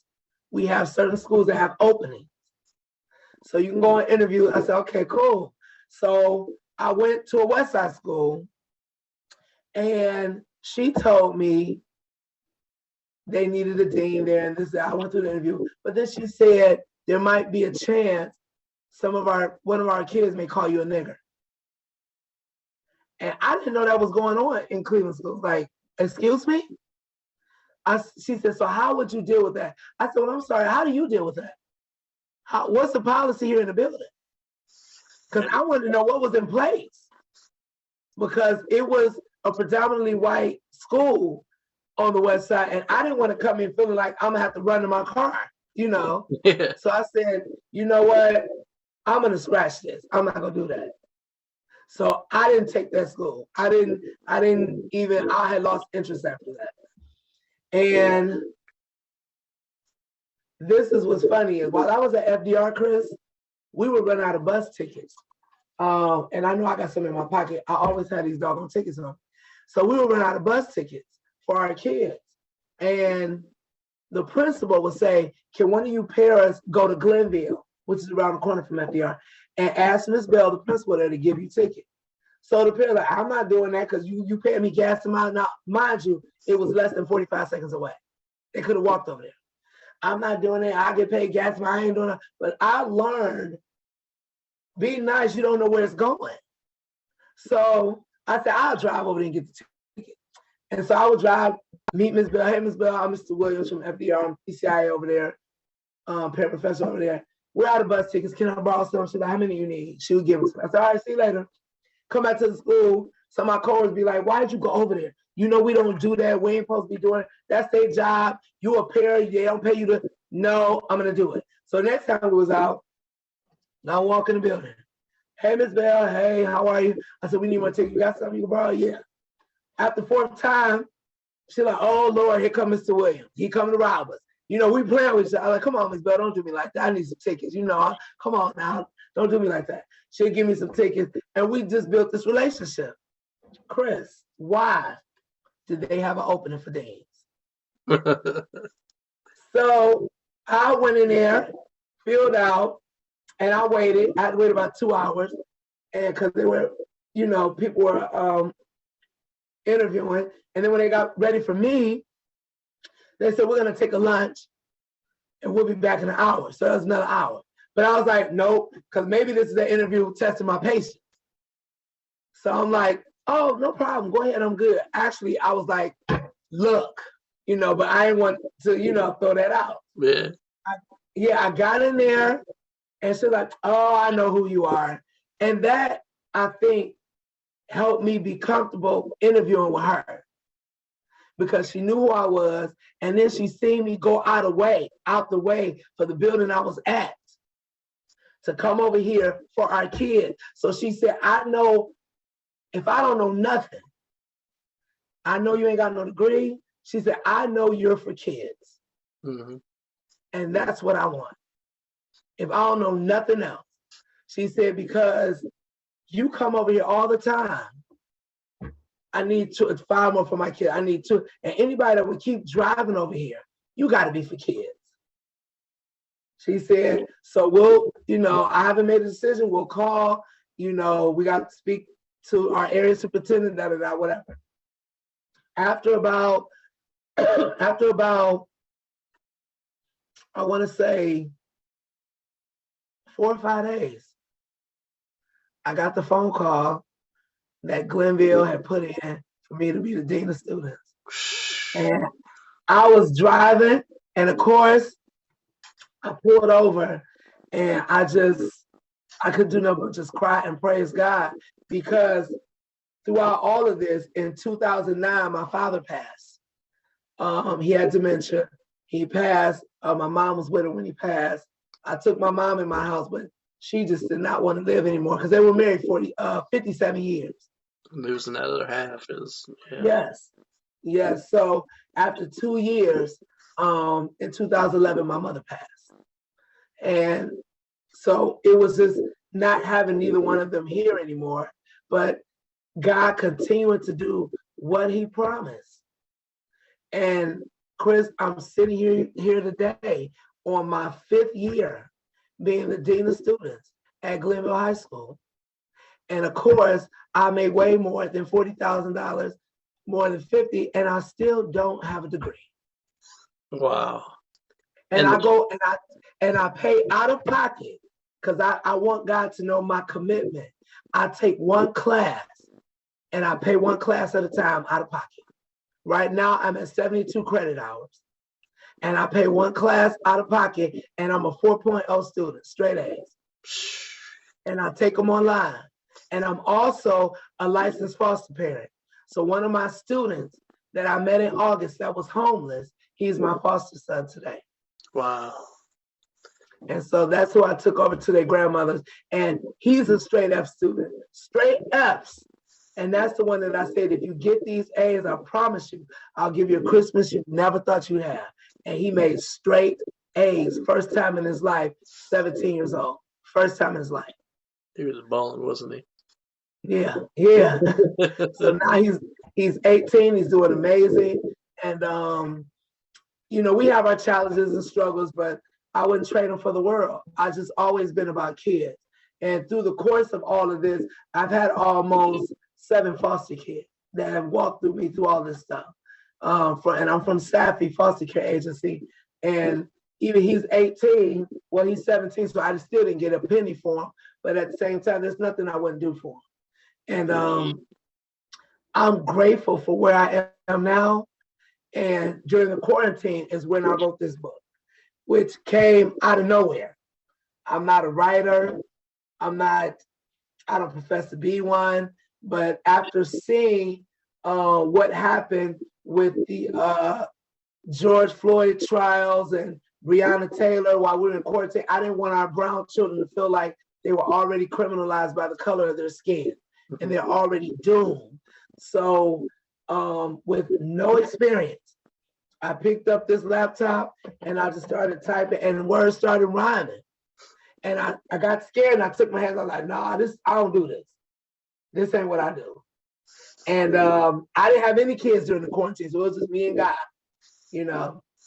And I felt like 3 weeks later, he was like, Mike, trust me. Pick that computer up. I got you. Just trust me. And I think the quarantine is where a lot of people found themselves. Yeah. Because it was quiet. We get caught up in the rustle and the hustle and the bustle of life and drive through everything is just fast. And quarantine made everybody sit down and shut up. And if you were alone like me, all I had steady income because thank God for the district, your checks never stop. And I sat here and watched TV and prayed and I went nowhere. I got groceries online, ordered from Sam's Club, drive to Sam's, open your trunk and put your groceries in the trunk, go back home. That was it. And I finished the book and I knew it centered around the brown crayon after I read it to one of my sons and he was like, well, that's the name, the brown crayon. And I called one of my church members, one of my fellow church members, Laura Barres. She's an artist. I said, Laura, I'm gonna read a book to you on Zoom and whatever God give you, that's gonna be the cover. And that ended up being the cover. Wow. That's her drawing, all of this. And I paid her. I said, don't charge me no church price. Charge me as a customer. And I paid her what it cost. And I hooked up with Paper House to create it to be a book. And I'm going to tell you how God, why I know it's from God. I had no money to make this a book. And the artistry and the drawings on the inside, it comes from Paper House, hooks you up with an artist. He lived in a whole nother country. So we did all the drawings and everything over Zoom. Because I didn't have no beginning or end. He finished it, completed. We talked, I told him what I wanted. No, this is wrong, fix this, change this. We did this for a couple of months. And after he's done, I signed a contract stating that the artwork is mine, 100%, and it ends up being mine because he was paid through the company, and that's it. They said to put this together, to make it a book. I had already had it copywritten online, had my cover. It was $1,387. I did not have it. I said, okay, God, if it's you, you'll provide. I ain't going to sell no chicken dinners and no ice cream. You'll provide if it's you. And the next day is when we got that $1,400 stimulus. You remember when we got that stimulus check? Yeah. And I was like, oh my gosh, like that was, oh my God. I just moved that money straight to the book company. And from there, that's when it started becoming a reality. Like, I really wrote a children's book. This is really happening. This is really happening. And June 9th, at my 50th birthday party, 2021, I had it on a big poster board. I said, you know, I wanted to tell everybody I wrote a book. I said it's called The Brown Crayon, and I read it to them.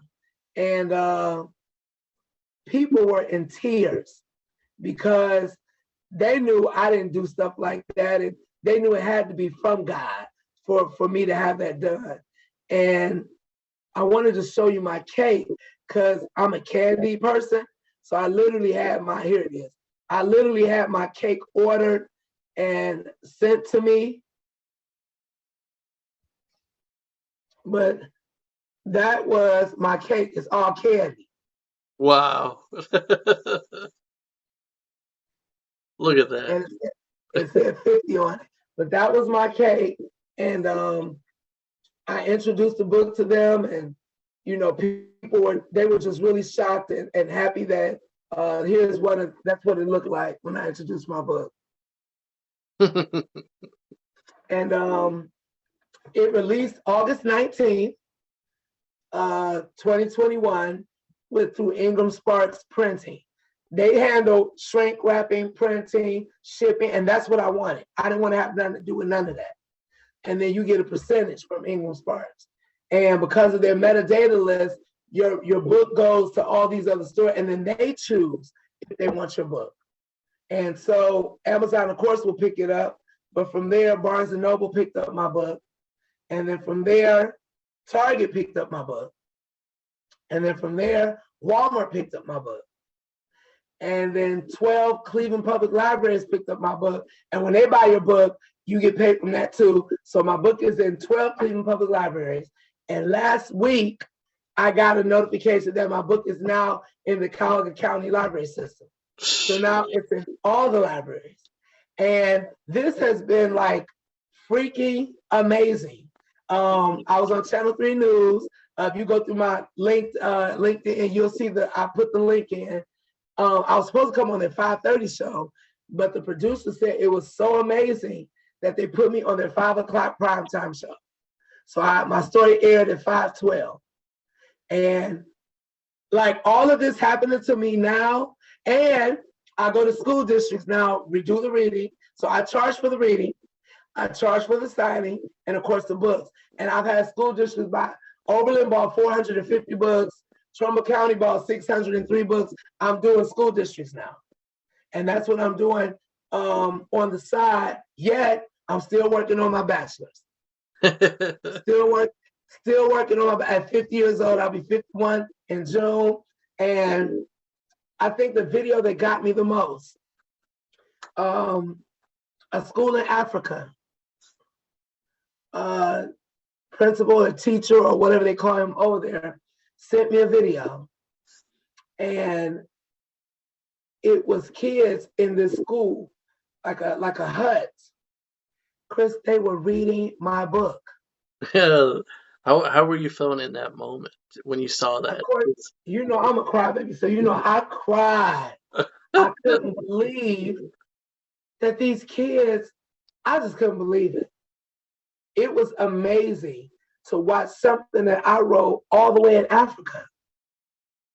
And so many doors have opened since this book. You are a door, because we would have never met. You're not my only podcast. I have one coming up later in the week, later a couple of weeks from now. June 17th through the 20th, I'll be in Harlem selling my book at the Harlem Library for Black Child Book Fair Week. So I'll be there all week selling my book there. It's just been amazing.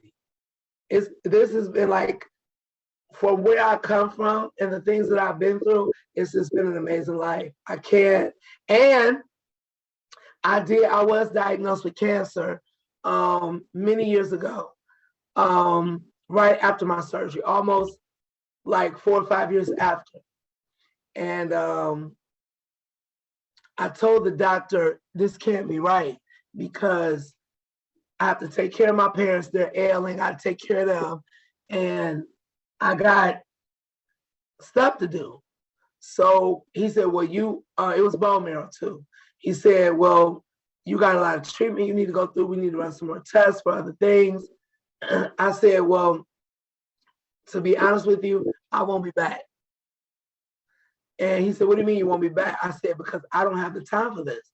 This can't be God's timing. God did not allow me to lose all this weight to fit into a casket. This can't be right. And my parents will be left alone. My brother, now he's married, moved to Tennessee. They'll be left alone. So I said, this can't be right. So I won't be back. He said, Mr. Williams, you're expected to die. I said, well, I'll die taking care of my parents. And I never went back. But I did research it, and I said, what is the number one killer or feeder of cancer? And it's stress. Yep. You don't see it, but it's stress. And what you really did was you put into your conscious mind, and it put into your subconscious mind that you wasn't going to let that kill you. Yeah, and that, see, I know about that too. And that's exactly what I did. So I said, you know what? I'm going to get all the stressors out. I'm going to watch happy TV shows. I started taking trips by myself, going on vacation alone, going on shopping sprees. I just did my own thing. That's how Golden Girls became one of my favorite shows. I even bought all their DVDs, and I would just run them all day, laugh, joke. I never told nobody, because people will stress you.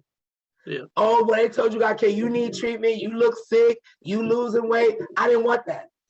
Nope. So I didn't tell nobody. When the most important thing was you did exactly that. You focused on the positive things in life. I did. I did. I didn't tell my parents, because I didn't want my mother worrying. I didn't tell my foster kids. I didn't want my kids. I didn't want nobody knowing nothing. And I went through it. And I'm telling you, this is the longest running bone marrow cancer probably in the history of man, if I still had it. Because that was well over 20 years ago. I just really want to say in this moment, just like over your life, though, look at God working. Yeah. Look at that. Could have easily, going back to your counselor back in high school, she could have easily discouraged you, and you could have accepted that and made that into your reality. You'd be living in a project somewhere, but no, you didn't. No, didn't do it. I just believe there was more.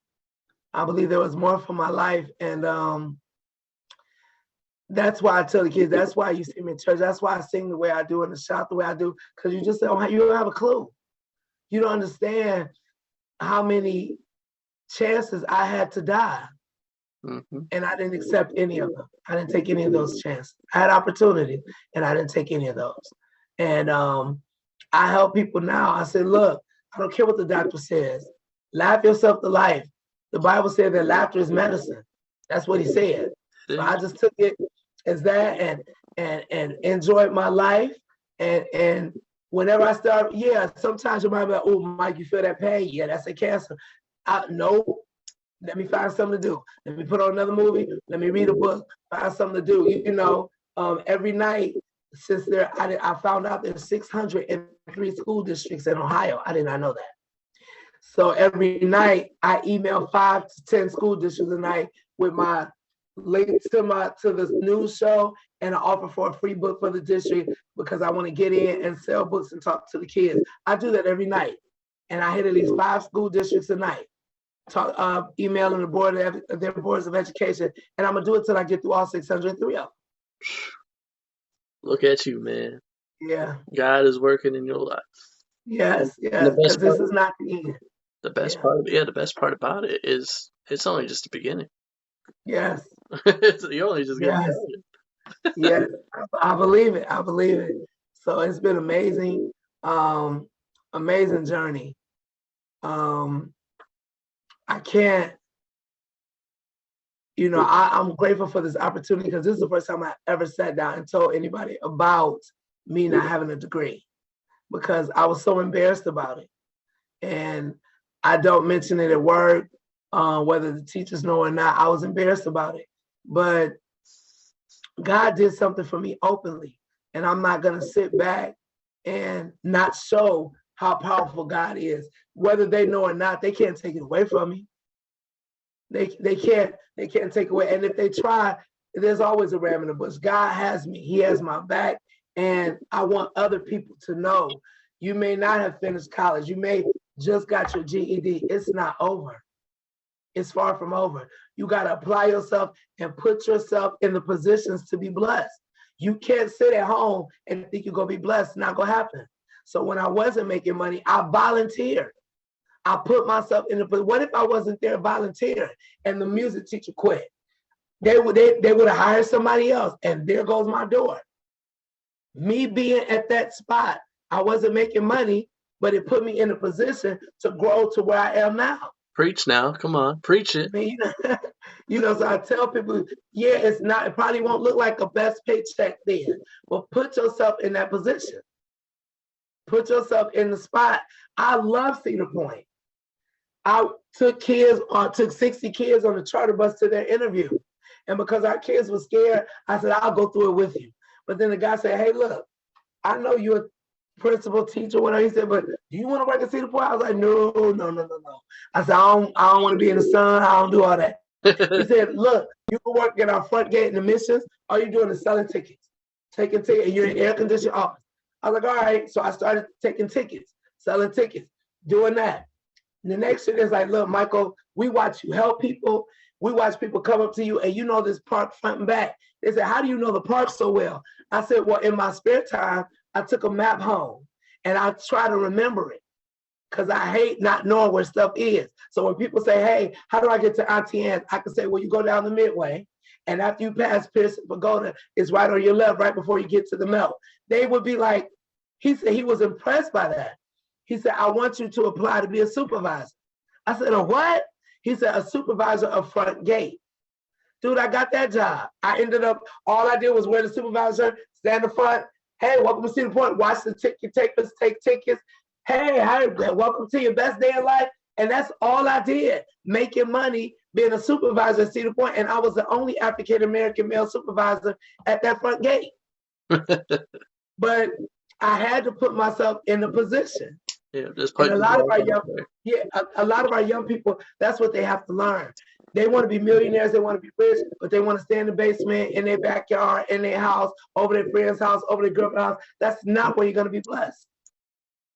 You have to go where people are, and you got to go where the position is. So that's my life. That's your story. That's my story. All right, as we begin to wrap this thing up, just want to say thank you for coming on and telling your story from the very beginning up to this point. Pretty sure we'll hear more from you in the future. Yes, definitely. But as we wrap this up, I just, like how I always do,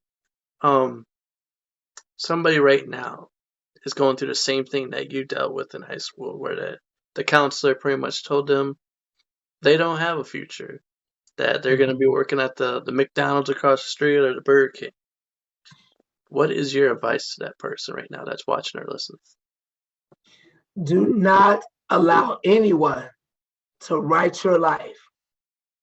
Do not allow anyone to write you off or tell you what you are capable of doing or not do. They do not have the power.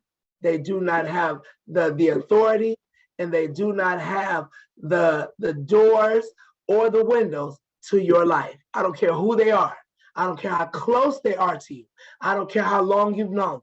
No one has the right down here to write your life. Take a chance. A no is just a no. It's not painful. It's just a no. And go down another road. But you will not grow if you don't step out.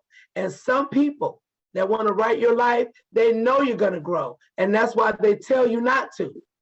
They tell you don't go that route because they know you are going to be phenomenal. They know you are going to surpass odds. Please step out. It is never too late. Every day you wake up and you take that morning breath, God said you got another chance. Another day, another blessing. Another chance. Yes, every day. Don't allow nobody to write your life, ever, ever, ever, ever. To this day, I don't care how many degrees they got. You can't write my life. You can't. All right, the bonus questions. Yes. Number 1, if you could travel anywhere, I kind of already have an idea where you would go, but if you could travel anywhere, where would you go? I would go back to Coronado Island. Yep, I do it. And enjoy. I really want to go back to Coronado Island. And I loved San Diego so much that I had contemplated moving there. I had an awesome time in San Diego, but I would love to go back to Coronado Island. Question number 2.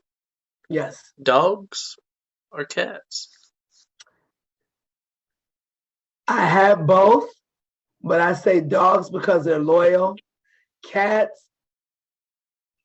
they're loyal when they want to be. To me, they got the most attitude, and if they don't feel like you that day, they gonna let you know I'm not feeling you today, so don't say much to me. So I love dogs though. All right. Final question. Yes.